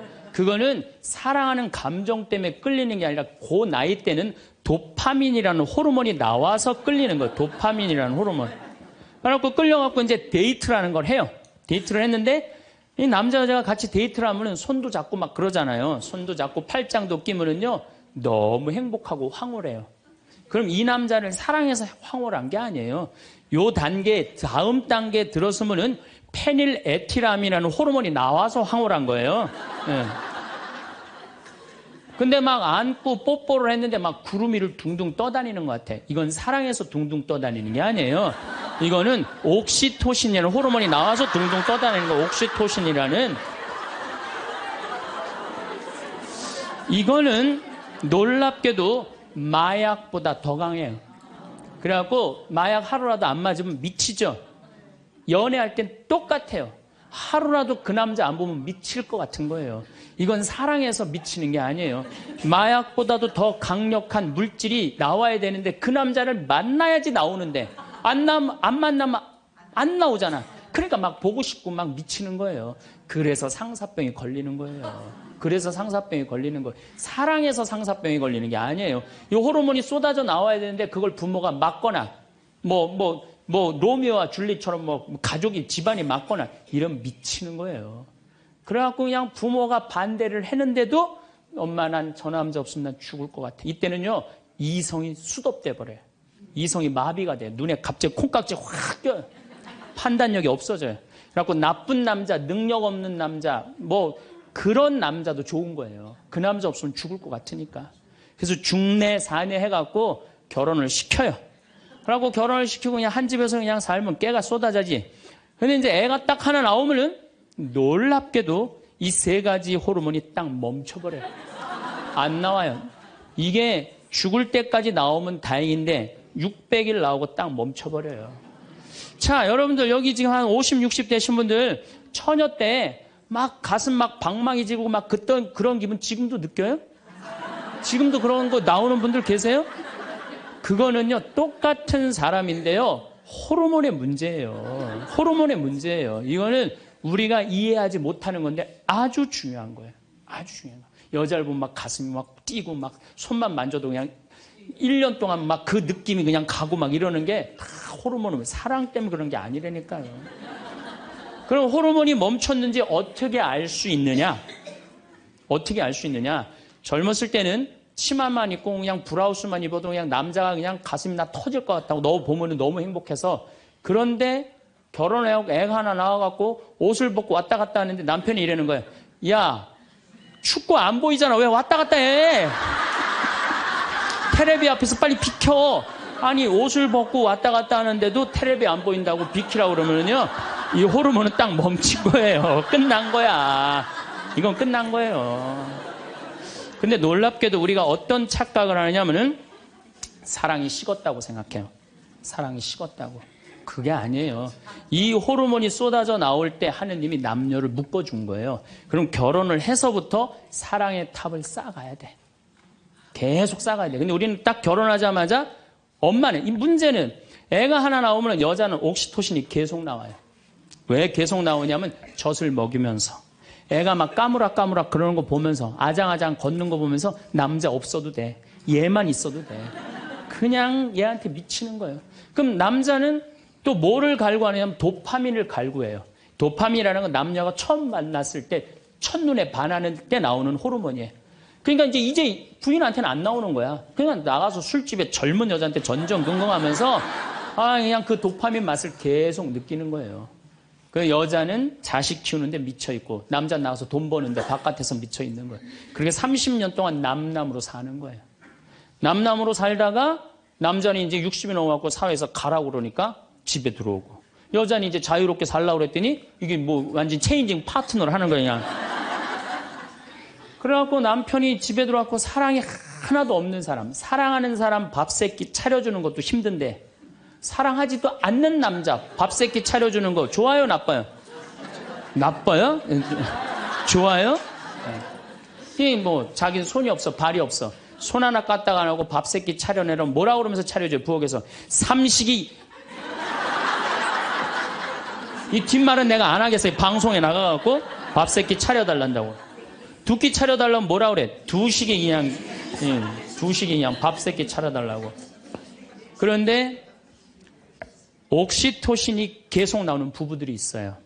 결혼하고부터 같이 여행도 다니고 포장마차도 가고 산책도 다니고 서로 그냥 위해주고 이런 부부들은 60이 되면은요, 남편이 이런 생각이 든대요. 나한테 시집 와줘갖고 애 낳아주고 살림 살아주고 너무 고맙다. 만지기만 해도 너무너무 행복하대요. 그런 사람들은 계속 옥시토신이 나온대요. 여자도 마찬가지래요. 여자도 내가 이 험난한 세상에 저 남자 만나서 저 남자가 바람막이 다 대주고 내가 좀 행복하게 살았다. 보면 너무너무 고마운 거야. 이 두 부부는 60이 넘어도요, 서로 만지기만 해도 행복하다는 거예요. 옥시토신이 나오는 부부들은요, 여보, 남편이 그런데요. 여보, 나 내일 산에 갈 거거든. 아침 점심은 내가 알아서 먹을 테니까 당신 애들도 없는데 걱정하지 말고 당신 푹 쉬었다가 나 저녁만 해줘. 이러면요, 이때부터는 남편을 부르는 용어가 달라져요. 님자를 붙여줘요. 우리 집 일식님은 한 끼밖에 안 드신다고. 얼마나 고마워하는지 몰라요. 그런데 남편이 밥을 한 끼도 안 먹는다, 집에서. 이건 너무 고마운 거예요. 여러분들, 우리 어머니 아버지가 결혼 63주년이 됐어요. 60년 때 어머니가 이러셨어요. 나 60년 동안 밥 해먹는 건 지겹다고. 그랬더니 아버지, 내가 직접 들었어요. 아버지 하시는 말씀이 60년 동안 밥하는 거 했었지. 이제부터 내가 해서 먹을게. 그래서 우리 아버지가 해서 드세요. 집에서 한 끼도 부인한테 상차리라고 안 하면은 이때부터는 대통령 아들 대접해 주는 거예요. 영식님을 대통령 아들이라고 부르는 거거든요. 우리 집 영식님은 한 끼밖에 한 끼도 안 드신다고. 그런데 이 남편이 밥 세 끼 차려달라는 것도 모자라서 간식을 내놓으라고 그러네. 그럼 뭐라 그래? 간나이. 간식 차려내란다고 그래요. 그런데 간식을 종종 차려내라고 그러네. 그럼 뭐라 종간나이.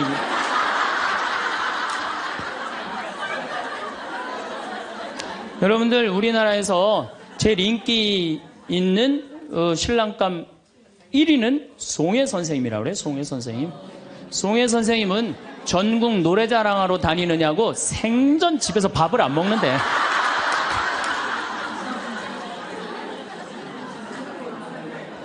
자, 여러분들, 사랑 없는 남편이랑 60이 넘어갔고 40년, 50년 한 집에서 산다. 만만치 않은 일이에요. 보통 심각한 문제가 아니에요. 예.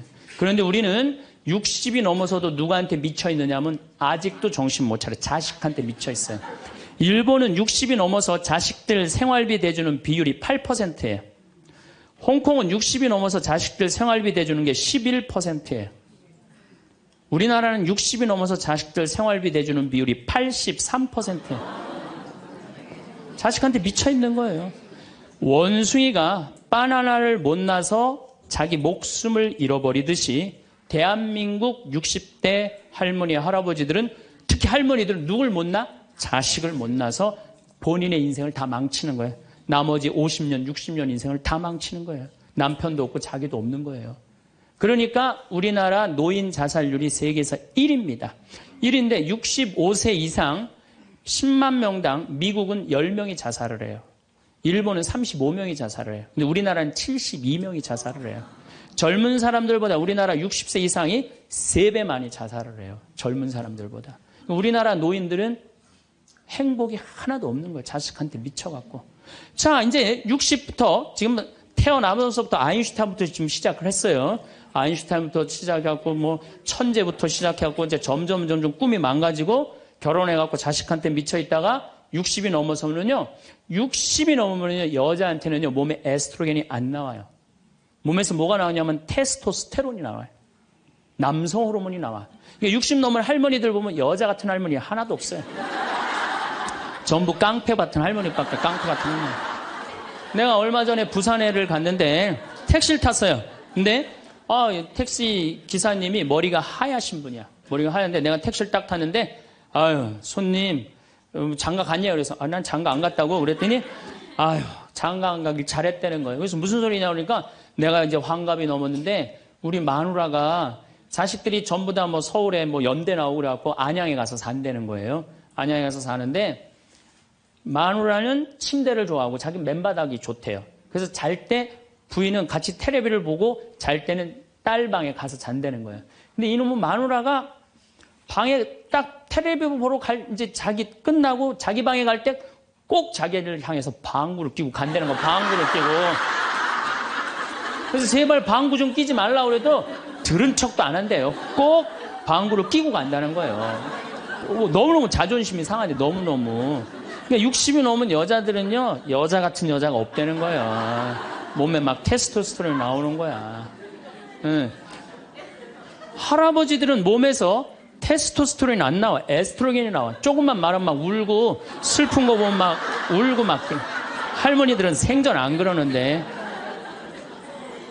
그러니까 이제 60 먹은 할머니랑 60 먹은 할아버지랑 부부싸움 하면은요, 할머니들은 안 져요. 72% 할머니들이 나는 늙은 남편 모시는 거 지겹다고 생각을 하니까 신경질이 나는 거예요. 부부싸움 하면 절대 할머니도 안 져요. 몸에 테스토스테론 흘러 넘치겠다. 애들 막 들었다 놨다 해갖고 팔뚝도 남편보다 더 굵겠다. 무서울 게 뭐 있어. 그래갖고 그냥 할아버지들하고 싸우는 거죠. 근데 문제는 여러분들은 자식들하고 살지 않습니다. 여러분들은 남편하고 삽니다. 그러면 제일 중요한 관계가 부부예요, 부부. 근데 우리는 세상에 돈 욕심, 자식 욕심 피느냐고 정말 중요한 걸 잊어먹고 사는 거예요. 정말 중요한 것. 부부간의 사랑을 잊어먹고 사는 거예요. 여러분들 이 멀리까지 인천에서, 서울에서, 수원에서 여기 오신 이유는 말씀 들으려고 오신 거 아니에요? 그렇죠? 그럼 뭔가 답을 알고 살아가는 거, 뭔가 답을 알고. 돈 많은 부잣집 아들 자살했어요. 돈 많은 부잣집 딸 자살했어요. 자살하는 사람들 얼마나 많아요, 돈 많은 사람들이. 그렇죠? 가난한 사람 자살 안 해요. 돈 많아갖고 어떻게 주체를 못하는 사람들이 자살을 하는 거죠.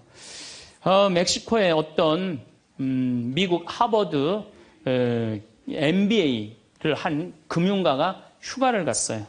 조그만 해안가 휴가를 갔는데 어부가 난 물고기 잡으러 나가겠다고 그 집에서 쉬었는데 물고기를 잡으러 나갔는데 2시간 만에 들어온 거야. 물고기를 20마리를 너무너무 싱싱한 걸 잡아 들어왔어요. 그래서 금융가가 물어봤어요. 당신 뭐 벌써 들어왔느냐고. 그랬더니 그 어부 하는 말이 나는 20마리면 된다고. 나 왜 이렇게 일찍 들어왔냐고 그러니까 나 애들하고 놀고 마누라하고 음식 차려서 먹고 낮잠 자고 저녁에는 저기 뭐 식당에 가갖고 데큘라 한잔하고 기타 치고 놀으려고 난 그러고 왔다고. 그랬더니 이 MBA 한 금융가가 그 어부를 한심하게 쳐다보면서 이렇게 말을 합니다. 당신 왜 그러고 사냐? 당신 지금 2시간에 그렇게 20마리 잡으면 8시간 일하면은 아니 뭐 거의 뭐 100마리, 200마리 잡을 수 있는데 그거 잡아갖고 배를 한 척 더 큰 걸 사라. 그래갖고 조금만 일을 열심히 하면은 5척을 살 수 있다. 그래갖고 그거 5척을 사갖고 큰 배를 사라. 배를 사갖고 당신 기술이 좋으니까 이 통조림 회사를 해라.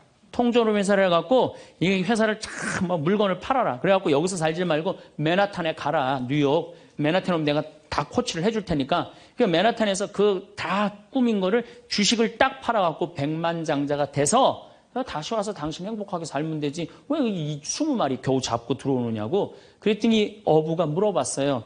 그렇게 내가 백만장자가 돌아와서 여기 돌아와갖고 내가 쉴 수 있는데 걸리는 시간이 얼마가 걸리느냐 그랬더니 한 30년 정도 걸릴 것 같다고. 그랬더니 어부가 기가 막힌 말을 하죠.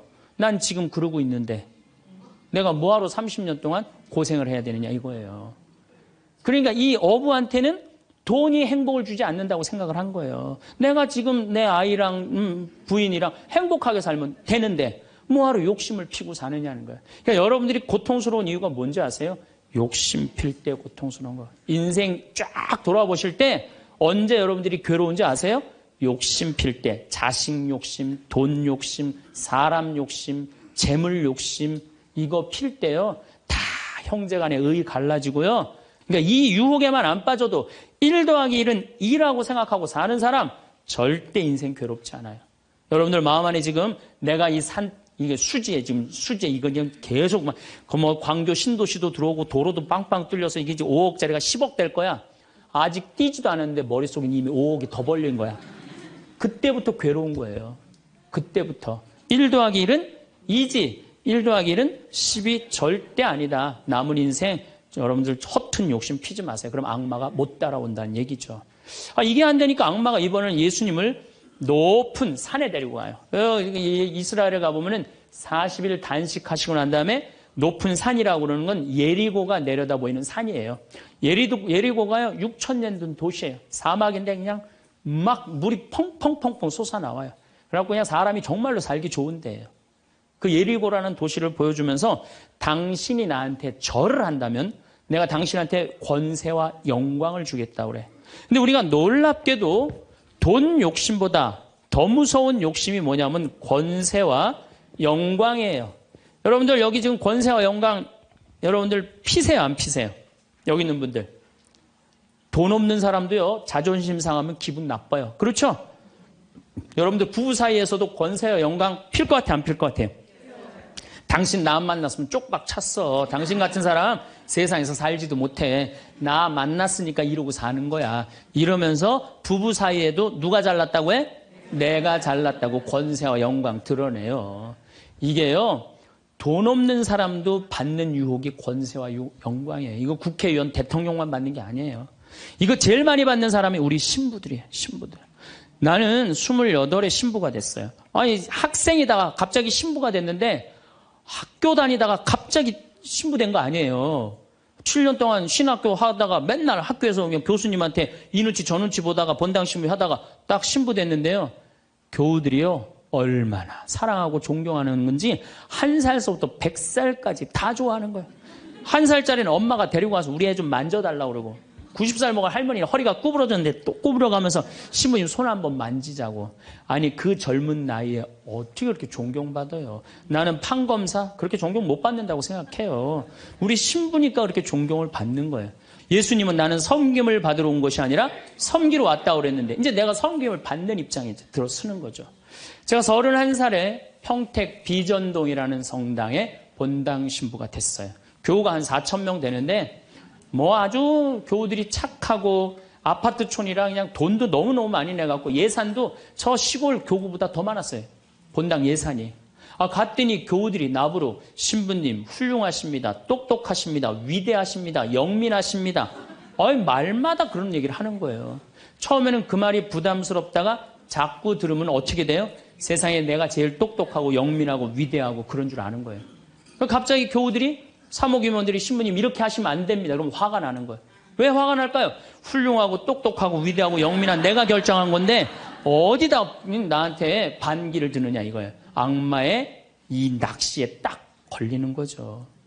우리가 이게 너무 많은 유혹을 받아요. 우리가 신학교 졸업할 때 교수님들이 끊임없이 이렇게 얘기를 합니다. 예수님이 예루살렘에 입성할 때 당나귀를 타고 입성을 해요. 그렇죠? 낙이라는 게 얼마나 볼품없어요. 말은 타면은요 기분이 너무너무 좋아요. 근데 당나귀는 참 내가 기분이 나빠. 당나귀를 타면은. 그러니까 사람들이 욕을 할 때도 덩키 그러잖아요. 외국에서도 그렇고. 당나귀는 사람을 무시하는 거예요. 당나귀 같다는 사람. 근데 이 당나귀에 그냥 예수님이 딱 올라타니까 예루살렘에 들어가니까 막 사람들이 막 옷을 벗고 막 환호를 하고 빨마가지를 흔들으니까 이 당나귀가 너무 신이 난 거예요. 이야, 드디어 나의 가치를 알아보는구나. 사람들이. 여러분들, 당나귀 보고 사람들이 손을 흔들었어요? 예수님 보고 사람들이 손을 흔들었어요? 예수님 보고 흔들었죠? 우리 신부들도 똑같아요. 나 때문에 교우들이 나 존경해 주는 거라고 난 생각하지 않아요. 누구 때문에 존경해 주는 거예요? 내 뒤에 있는 예수님. 만약에 내 뒤에 예수님이 없다면은 나 세상에 나가면요 쳐다도 안 봐요. 거들떠도 안 봐요. 그런데 처음인 걸 잘 알아요. 근데 1년이 지나고 2년이 지나고 5년이 지나면요 내 뒤에 예수님은 온데간데 없고 누구만 남어? 나만 남는 거예요. 악마가 나한테 절을 하면 권세와 영광을 주겠다는 거 똑같은 거죠. 제가 작년에 뉴욕 퀸즈라는 본당에 강의를 갔어요. 강의를 갔는데 교우들이 진짜 많이 왔어요. 지하에서 1층으로 올라오는 엘리베이터가 10명이 타는데 20명이 타고 엘리베이터가 꼈어요. 하고 911이 와서 막 전화해갖고 911이 엘리베이터에 있는 사람들 다 꺼냈어요. 그럼 하여튼 난리가 났어요. 이번 2월 달에 70 먹은 아주머니 아주 예쁘게 생기고 곱게 생겼어요. 요즘 70 먹어도 정말로 아줌마야. 아줌마가 딱 와서 신부님 제가 뉴욕 퀸즈에서 왔습니다. 저를 아십니까? 그래서 잘 모르겠는데요. 제가요 누구냐면요 신부님 강의 오셨을 때 엘리베이터에 낀 여자입니다. 그리고 왔어. 그런데 신부님이 그 강의를 했을 때 화가 나십니까? 라는 CD 그거를 사서 아들이 뉴욕 의대 수술 집도이래요. 대단한 거죠. NYU 대학의 수술 집도이면. 근데 우울증이 있었는데 그걸 출퇴근에 듣고 다니면서 맨날 웃어서 우울증이 없어졌다는 거예요. 그러니까 아들이 한국에 돌아가면은 꼭 평창에 가고 신부님한테 고맙다고 얘기하라고. 내가 그 정도로 대단했다는 얘기예요. 네. 그래갖고 이제 강의가 끝나고 그 가브리엘 신부님이라고 1.5세 신부님인데 아주 정말로 젠틀한 신부님이야. 같이 이제 사제관을 가는데 여자 하나가 따라오는데 미국 여자가 따라오는 거예요. 영어로 막 떠드는 거예요. 뭐라고. 대충 그런 얘기예요. 자기는 한국말을 모르는데 신부님 강의에 감동받았다는 거예요. 이야, 내 강의 이제 감동 받다 못해 이제 미국 여자까지 내 강의 감동을 받는구나. 고맙다고. 근데 본당 신부님 자꾸 빨리 가재는 거예요. 기분이 나쁘더라고요. 지금 미국 여자가 내 강의 감동받아서 얘기하자는데 말 끊으니까. 그래도 어떻게 본당 신부님 최고 아니에요. 나는 초청 받아서 간 사람이고. 그래서 다음에 얘기하자고 고맙다. 그리고 신부님하고 사제관으로 가는데 신부님이 그 여자가 안 보이니까 나한테 하는 소리가 신부님 저 여자 이거라고 이거. 우리가 한번 권세와 영광을 추구하다 보면요 미친 여자가 주는 것도 덥석덥석 받아먹는 게 인간이에요. 미친 여자가 주는 것도 덥석덥석 받아먹는 게 인간이에요. 여러분들 지금 대통령은 아니더라도 전 대통령들 청와대에 들어갈 때 보면 다 70% 지지율이 들어갈 때. 근데 나올 땐 전부 똑같이 10%대였어. 다. 왜 10%대로 떨어질까요? 5년 동안 밑에 있는 사람들이 훌륭하십니다. 대단하십니다. 위대하십니다. 영민하십니다. 5년 동안 들으면요. 5년째 판단력이 흐려지는 거예요. 5년째. 요즘 대통령, 지금 대통령 어떤지 모르겠어요. 나는 그 내곡동 산 거 보면은 왔다 갔다 하는 것 같아요. 느낌이. 네. 5년 동안 그런 소리만 들으면요. 우리가 흔들리게 돼 있어요. 그런데 이거는 대통령뿐만 아니라 저나 여러분들이나 누구에게나 빠질 수 있는 유혹이야. 나 없으면은 이 집 망한다. 나 없으면 우리 사목회 망한다. 나 없으면 우리 구역 망한다. 나 없으면 우리 레지오 망한다. 나 없으면은 우리 성모회 망한다. 절대 그런 생각하지 마세요. 없어져도요 잘 돌아가요. 제가 홍콩에 가갖고 인도 신부 이렇게 이제 강의를 들은 적이 있어요. 근데 그 신부님이 참 재미난 얘기를 하더라고요. 한 성가대가 있는데 이 성가대에 이 30명인데 소프라노 자매 하나가 음이 자꾸 틀리는 거야. 음이 자꾸 틀려갖고 지휘자가 머리가 지끈지끈한 거야. 그래서 본당 신부를 찾아가서 신부님 우리 성가대에 소프라노 하나가 있는데 음도 틀리고 박자도 틀려갖고 성가대가 안 된다. 그러니까 신부님이 제발 그 여자 좀 관두게 해라. 신부님이 화가 났어요. 그래? 알았어. 내가 관두게 할게. 라고 불렀어요. 당신 때문에 30명 성가대가 안 된대잖아. 당신 좀 성가대 좀 관둬라. 30명을 위해서. 그랬더니 이 소프라노 단원이 한 말이 있어요.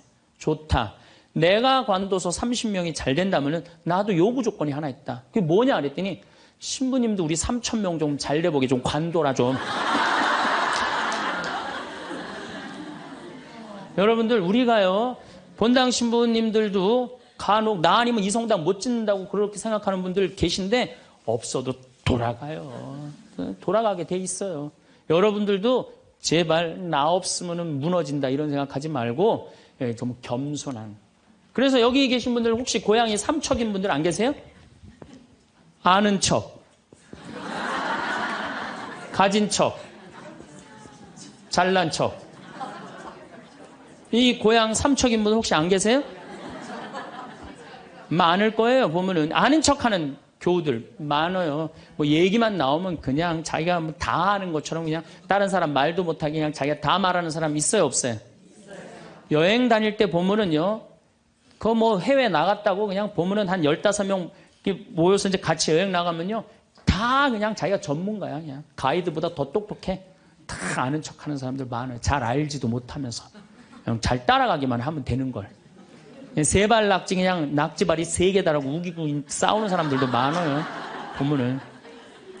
제가 한 번은 서울 모본당에 강의를 갔어요. 강의를 갔는데 이 강의를 하려고 했는데 마이크를 딱 잡았는데 마이크가 안 나오는 거예요. 마이크가 막 안 나오는데 막 사무장님이 막 쫓아 들어가더라고요. 한 2분이 지났는데 안 오는 거야. 안 나오는 거야. 관리장님이 또 들어갔는데 또 안 나오는 거야. 꾸리야 단장이 들어갔는데도 안 나오는 거야. 10분 동안 서서 있는데 참 멋쩍더라고요. 근데 제가 그 10분 동안 기다리면서 내가 미칠 뻔했어요. 내가 신학교 때 무슨 일을 했냐면 관리부장이라는 걸 했어요. 관리부장은 뭐냐면 신학교는 행사를 하고 야외 행사를 하면 우리가 다 마이크, 앰프 설치 다 했어요. 그걸 제가 다 했어요. 앰프 설치, 마이크. 그러니까 딱 보면은 알아요. 저건 저렇게 하면 금방 나온다. 어디를 가나, 무슨 기계를 봐나. 10분 동안 기다리면서 내가 거기 쫓아 들어가고 아는 척 하고 싶어서 내가 미칠 뻔했다니까요. 우리 인간은요, 누구에게나 무슨 유혹이 있느냐면 아는 척 하고 싶은 유혹이 있는 거. 어느 인간에게나. 그게 나만 있는 게 아니라 여러분들도 다 있다는 거예요. 근데 여기에는 무서운 게 있어요. 뭐 무서운 게 있냐면 내가 아는 척을 하면서 다른 사람을 무시하는 거예요. 교우들 무시하고 같이 사는 공동체 무시하고 듣지 않는 거예요. 아는 척 하려고 그럴 때 남의 얘기를 듣지 않을 때 아는 척하는 분들 악마의 유혹에 넘어가는 분들이죠. 또 가진 척하는 분들 이것도 뭐 그냥 전세 살면서 시계 막 롤렉스, 까르띠에 막 이런 거 차고 다니는 교우들 많아요. 예. 가방. 우리나라가 4대 명품 시장이래잖아요. 가방도 보면 막 300만 원짜리 막 들고 다니는 자매들 많죠. 남편 월급이 300만 원인데 그걸 가방으로 바꿔갖고 한 달 내내 들고 다니는 거야. 한 달 내내. 예. 내가 밍크 코트를 하나 샀어. 밍크 코트를 샀는데 이거 한 번 1,000만 원짜리인데 이거 입고 한번 성당에 나가야 되는데 이놈의 지구 온난화 때문에 왜 이렇게 겨울에 안 추워? 제발 좀 추워야지 한번 입고 나가는데 그래갖고 그냥 밍크코트 입고 기다리다가 1월 말에 어떻게 하고 입고 나가면 속에는 그냥 민소매, 소대낫이 입고 그냥 속 치마 입고 그리고 그냥 밍크코트 입고 나가는 사람들 많아요. 제가 우리 앞으로 뭐 내년 1월 15일 날 전력이 뭐 샷다운 된다고 그러잖아요. 예. 그런데 보면은요, 호텔이나 백화점에 겨울에 가보면요, 다 반팔 입고 다녀요. 정신 나간 거죠. 예. 가진 척. 그냥 겨울에 벗고 다니는 게 가진 척 하는 거 아닌데. 예. 아는 척, 가진 척. 이거 다 해서 뭐 하고 싶어요? 잘난 척 하고 싶은 거예요. 여러분들 제일 꼴보기 싫은 게 뭐예요? 잘난 척 하는 거죠? 예. 이쁜 여자들이 그냥 이쁜 척 하는 거. 이거 진짜 꼴보기 싫은 거죠. 예. 근데 이쁘지도 않은데 이쁜 척 하면 더 꼴보기 싫죠?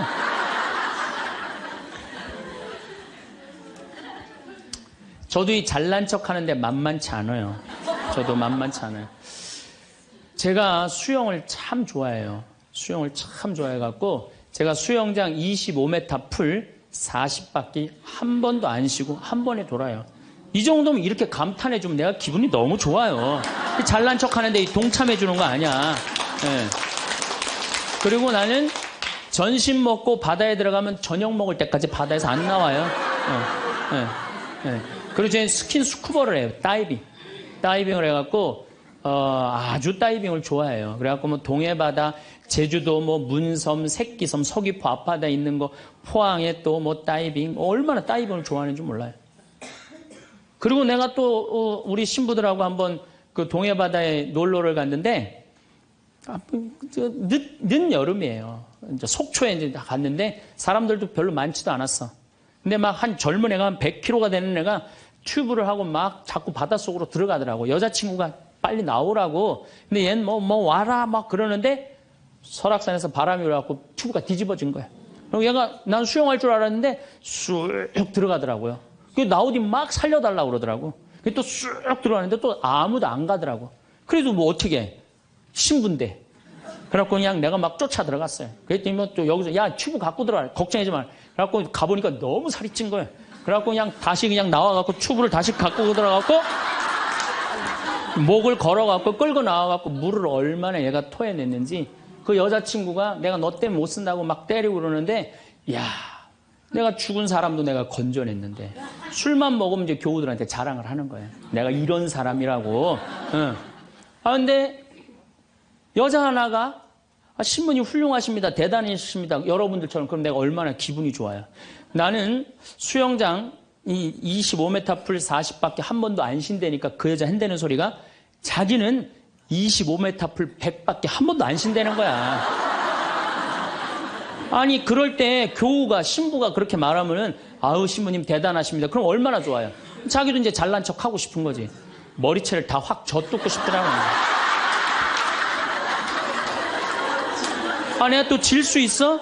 아니 나는 내가 신학교 때 단축 마라톤 내가 12km 토요일마다 맨날 뛰었다니까 자기는 42.195km 10번 완주패가 있다는 거예요.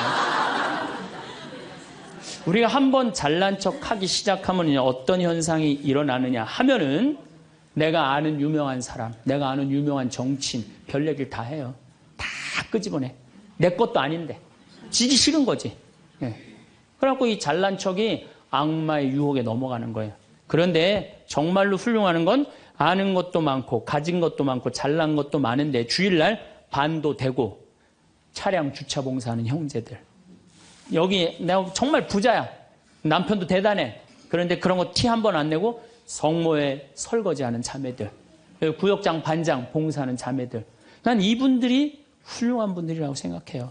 예수님은 나는 섬김을 받으러 온 것이 아니라 섬기러 왔다고 그러죠. 근데 우리는 이상하게 이 잘난 걸 하면서 정말로 창피를 많이 당해요. 어떤 대령이 대령 진급을 한 거야. 3개, 밥풀떼기 3개, 무궁화 3개를 딱 하고 너무 기분이 좋은 거야. 누구한테 자랑을 하고 싶은 거야. 중령에서 대령으로. 근데 딱 이제 하는데 딱 이병이 딱 들어오니 딱 인사를 하니까 자랑을 하고 싶은 이병한테 뭐 자랑할 게 뭐 있어요. 그래갖고 전화를 딱 잡아갖고 잠깐만 기다리라고 내가 좀 중요한 전화가 있다고. 장군님, 무슨 김 장군님하고 뭐 같이 우리 셋이 장군님 2분하고 식사할까요? 그리고 기분 좋게 딱 전화를 끊었어. 그래갖고 대령이 물어봤어. 자네 무슨 일 때문에 왔는가? 전화선 연결하려고 왔는데요. 그러면 여러분들 우리가 그럴 때가 많아요. 사실은 예, 정말 어처구니 없는 잘난 척을 해서 빠지는 늪이죠. 늪. 우리는 그런 늪에 빠지면 안 되지 않는가. 그랬더니 예수님이 한 분이신 하느님만을 경배하여. 정말 어쩜 말씀마다 이렇게 맞는 말씀만 하세요. 사람이 빵만으로 사는 것이 아니라 뭘로 산다고요? 하느님의 말씀으로 사느니라. 여러분들 이 말씀이라는 게요.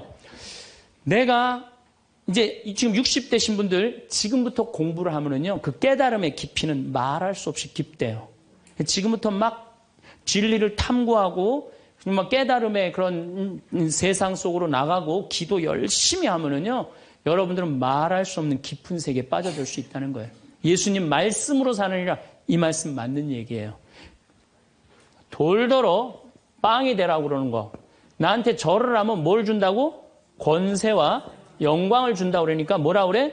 한 분이신 하느님만을 경배하라. 여러분들 성당에 나와갖고요. 하느님 경배 안 하고 자기 경배하라고 그러는 분들 많아요. 제가 좀 죄송한 얘기지만은 본당 뭐 전국 우리나라 본당 얼마나 많이 강의를 다니겠어요. 1년에 300회를 강의를 다니니까. 근데 가보면은 정말로 당황스러운 사목회장님들이 있어요. 어떤 사목회장님들이 있느냐면 꼭 본당 신부 옆에 꼭 차를 세워놔. 근데 그 사목회장님 참 벤치야.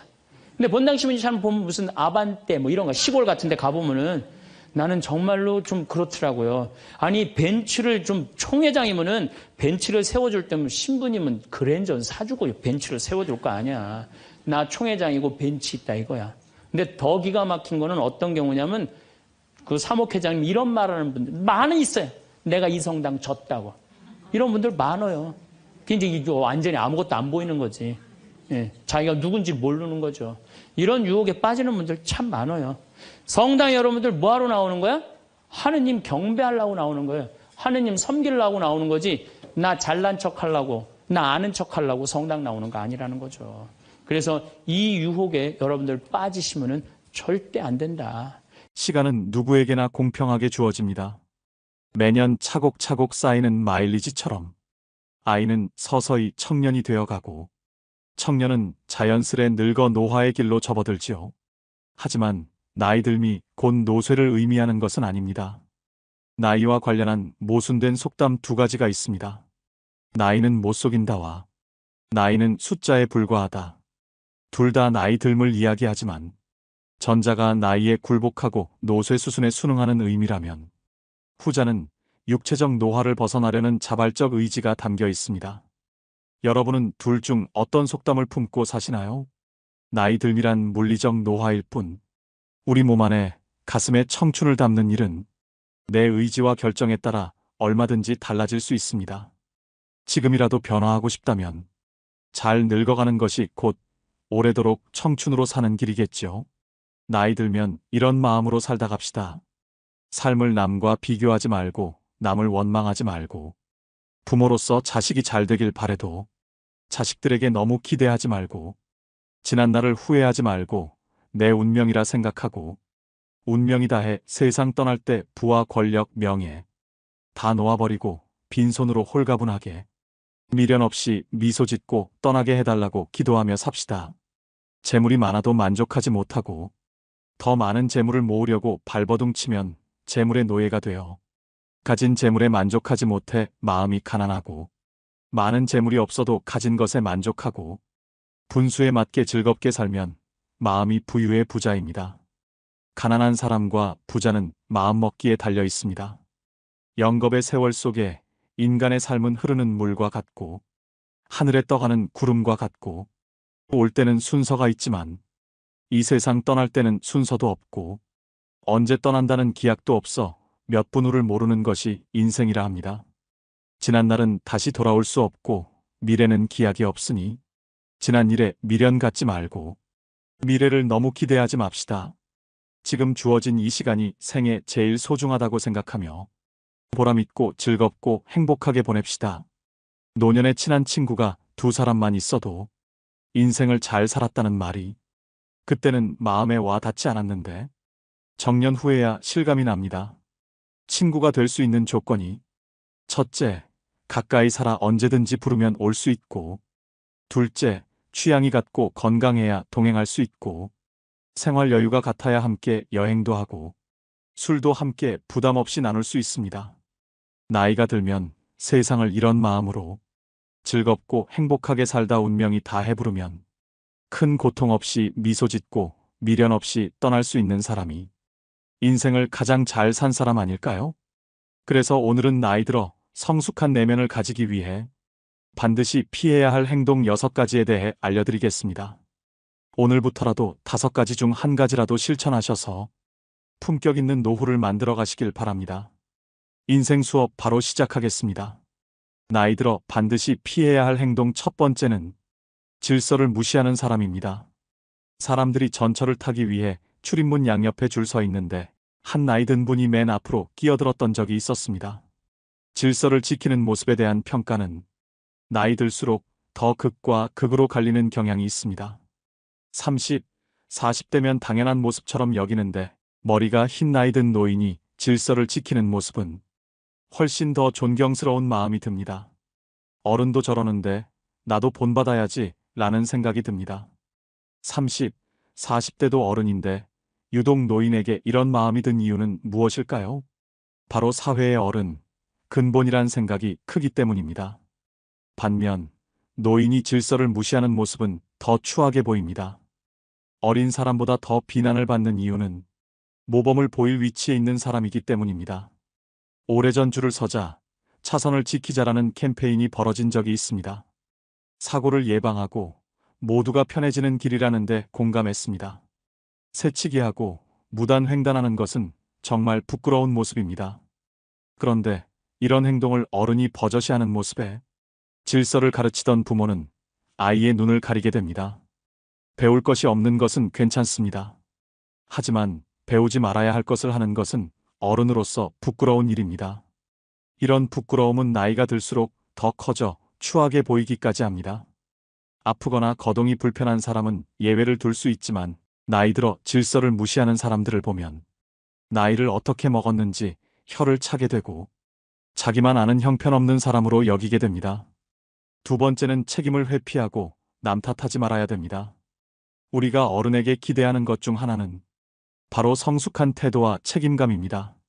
그렇다면 왜 책임을 회피하고 남 탓하는 사람이 나이가 못하고 추해 보일까요? 그 중심에는 존경의 가치와 신뢰의 손실이 있습니다. 우리는 일상에서 많은 선택과 결정을 내립니다.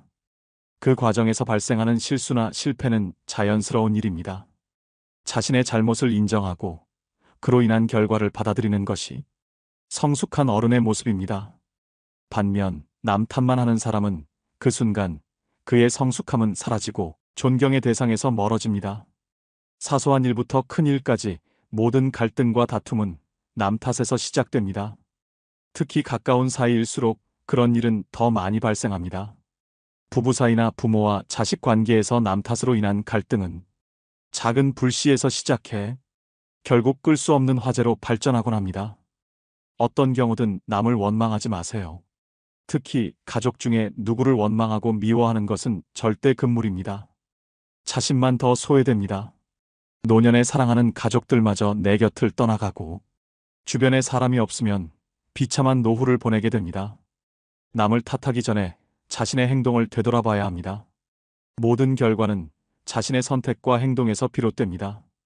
일이 잘 못되면 군자는 제 탓을 하고 소인은 남을 탓합니다. 나이 먹은 사람이라면 그에게는 지혜와 성숙함을 기대하게 됩니다. 그런데 책임을 회피하고 남 탓만 하는 사람은 그 기대치에 못 미칠 때가 많습니다. 그 사람을 보면서 아쉬움을 느끼게 됩니다. 나이 먹은 노인이 이런 태도를 보인다면 더욱 안타깝습니다. 노인은 제일 위에 있는 어른으로 그동안의 경험과 지혜로 후손이나 주변 사람들에게 좋은 영향을 미칠 수 있는 위치에 있습니다. 그런 노인이 책임을 회피하며 남 탓하는 모습은 정말로 추하게 보입니다. 지금부터라도 늦지 않았으니 미움을 버리고 사랑으로 가득 채우는 삶을 살아가시길 바랍니다. 세 번째는 죽음을 두려워하지 말아야 됩니다. 죽음을 경험해 본 사람은 아무도 없습니다. 따라서 죽음을 두려움의 대상이 아니라 삶에 대한 열망의 대상으로 전환해야 합니다. 우리의 인생은 죽음이 아니라 삶으로 파고들 때 그 진가를 발휘합니다. 우리는 왜 죽음을 두려워할까요? 죽음을 마주할 때 희망을 품어야 될까요? 아니면 체념해야 할까요? 죽음이라는 사건을 아예 잊고 살아갈 수만은 없습니다. 우리는 가족이나 친구들의 예상치 못한 사고 또는 질병으로 인한 죽음을 목격하곤 합니다. 가까운 사람의 죽음은 크나큰 슬픔을 안겨줍니다. 죽음이 슬픈 이유는 무엇일까요? 죽음이 아무런 예고도 없이 한순간에 찾아오기 때문일 것입니다. 사랑하는 사람을 잃을 때의 슬픔은 우리를 끔찍한 패닉 상태에 빠뜨립니다. 다시는 사랑하는 사람을 만나지 못할 거라는 절망에 휩싸입니다. 죽음은 서로 행복했던 추억들을 송두리째 빼앗아버리고 영원히 함께하자고 맹세했던 약속을 산산이 깨뜨려 버립니다. 우리가 죽음을 두려워하는 까닭도 이번 삶에서 누렸던 모든 것을 빼앗아 가버리기 때문입니다. 죽음은 삶의 끝을 의미합니다. 죽음이란 이번 삶이 우리에게 선사했던 모든 것을 한순간에 박탈해버립니다. 그렇다면 우리는 죽음에 대해 어떠한 태도를 가져야 할까요? 장자는 그의 아내가 죽자 두 다리를 뻗고 앉아서 질그릇을 두들기며 노래를 불렀습니다. 문상을 왔던 해자가 그 광경을 보고 아내가 죽었는데 곡을 하지 않고 노래를 하다니 이거 너무 심하지 않느냐고 질책을 했습니다. 장자는 왜 이러한 행동을 한 것일까요? 장자도 아내가 죽었을 때 처음에는 슬퍼서 목 놓아 통곡했다고 고백합니다. 하지만 곧 장자는 사계절이 되풀이해서 흘러가는 것과 마찬가지로 죽음은 소멸이 아니라 변화의 과정이라는 하늘의 운명을 깨달았습니다. 태어나기 전 인간에게 삶이란 없었습니다. 우연히 기가 형성되고 인간으로 태어나면서 삶이 시작된 것입니다. 죽음이란 이제 다시 변화의 과정을 통해 태어나기 전으로 돌아가는 것입니다. 우리에게는 가족의 죽음이든 자신의 죽음이든 운명으로 받아들이는 태도가 필요합니다. 인간이 죽는다면 그저 태어나기 전으로 돌아갈 뿐입니다. 죽음 이후를 막연히 두려워할 필요가 없습니다. 네 번째는 허풍을 심하게 떨거나 자랑을 너무 많이 하는 것입니다. 나이 들어서까지 입만 열면 잘난 척과 허풍을 떠는 사람이 있습니다. 제 주변 친구 중 한 명은 그렇게 자식 자랑을 합니다. 살면서 하지 말아야 할 자랑 3가지를 꼽자면 배우자 자랑, 자식 자랑, 돈 자랑이라고 합니다. 이 가운데서도 특히 아무리 친한 친구 사이라도 하지 말아야 할 자랑이 있는데 그것이 바로 자식 자랑입니다. 사람들 가운데는 자식들 일로 인해 자랑을 할 것이 많은 사람도 있지만 그렇지 않은 사람도 있지요. 특히 자식 때문에 속을 썩이고 있거나 고민이 많은 사람이 있습니다. 이런 사람 앞에서 자식 자랑을 하는 것은 아픈 사람 앞에서 자신의 건강을 자랑하는 것과 같습니다. 그 말을 듣는 사람의 입장에서는 겉으로 드러내지는 않아도 그 자체로 스트레스이고 고통이 됩니다. 나이가 들수록 축하보다도 자랑을 많이 하는 친구들이 있는데 이런 습관은 오랜 친구마저도 멀어지게 합니다. 이처럼 사회에서 잘난 척과 허풍이 심한 사람을 만나게 되면 그때마다 느끼는 게 있습니다. 자랑하는 사람일수록 자세히 들여다보면 내세울 것이 별로 없다는 사실입니다. 자신은 스스로 자기 자랑을 열심히 하고 있지만 그래서 들여다보면 빛 좋은 개살구이거나 그 주변에는 별로 성과라고 할 만한 것이 없는 사람이 대부분이었습니다. 왜 그럴까요? 자랑을 수시로 하는 사람은 겉으로 자신이 대단한 사람이라는 것을 적극적으로 알리지 않으면 부족한 사람이라는 것이 저절로 드러나기 때문이다. 자신에게 부족한 점이 많다는 것을 감추기 위해 끊임없이 주변 사람에게 자기를 드러내는 것입니다. 주변 사람에게 어떻게든 인정을 받아야 부족한 것을 감출 수 있을 것 같은 의식의 생각입니다. 그런 사람들의 의식에는 역설적으로 별로 이룬 것이 없는 사실에 대한 불안과 걱정이 깔려 있습니다. 반면 무엇인가를 이룬 사람은 그것을 굳이 자랑하려 하지 않습니다. 아니, 자랑할 필요가 없습니다. 자랑하지 않아도 그들이 갖춘 것은 저절로 드러나기 때문입니다. 경제적으로나 정신적으로나 부유하든 그렇지 않든 과시를 주 목적으로 하는 사람일수록 자랑하는 것만큼 실제로는 보잘것없을 가능성이 큽니다. 실제로 내가 갖고 있는 것과 이룬 것과 별개로 과시를 목적으로 하는 사람일수록 스스로 자신이 부족한 사람이라는 사실을 계속 강조하는 것이겠지요. 사람들과의 관계에서 항상 겸손하고 베풀 줄 아는 것, 겸손과 베푸는 삶을 실천할수록 실제로 부자 마인드에 가까워지는 법입니다. 그렇게 아름답게 늙는 것입니다. 그것이 진짜 부자들의 자세이기 때문입니다. 다섯 번째는 내적 성장을 최우선으로 해야 됩니다. 돈이나 권력과 같은 언제고 사라질 수 있는 그림자를 삶의 절대적 가치라고 믿고 살아간다면 실제로 그것들이 사라졌을 때 크나큰 상실감에 휩싸일 수밖에 없습니다. 반면에 내적 성장은 사라지지 않습니다. 내가 깨달은 참된 지혜는 누구도 훔쳐갈 수 없습니다. 질문하지 않는 삶은 무의미합니다. 우리는 어렸을 적 경이로움에 가득 찬 눈동자로 세상을 바라봤습니다. 그런데 자라면서 세상을 향한 호기심은 물론 자기 자신에 대한 궁금증을 서서히 잃게 됩니다. 이미 다 안다고 착각하기 때문입니다. 이 세상은 무엇으로 이루어져 있는지, 왜 그런 일이 일어나는지, 나는 어떻게 해야 하는지 집요하게 캐묻지 않습니다. 그렇게 서서히 고정관념에 갇힙니다. 세상 일에 대해, 그리고 더 나은 삶에 대해 캐묻지 않고 음미하지 않는 사람은 무미건조하고 무기력합니다. 더 좋은 삶을 상상하지 않으니 변화 역시 생기지 않습니다. 뭘 해도 시큰둥하고 재미없는 일상에서 삶의 의욕을 얻기란 불가능할 것입니다. 그렇다면 어떻게 해야 할까요? 질문을 통해 지혜를 스스로 깨우쳐야 합니다. 누구도 대신 답할 수 없는 질문에 질문을 던지고 자기만의 답을 찾아가는 것이야말로 세상에 대한 경이로움을 회복하는 방법이자 지혜를 얻는 태도입니다.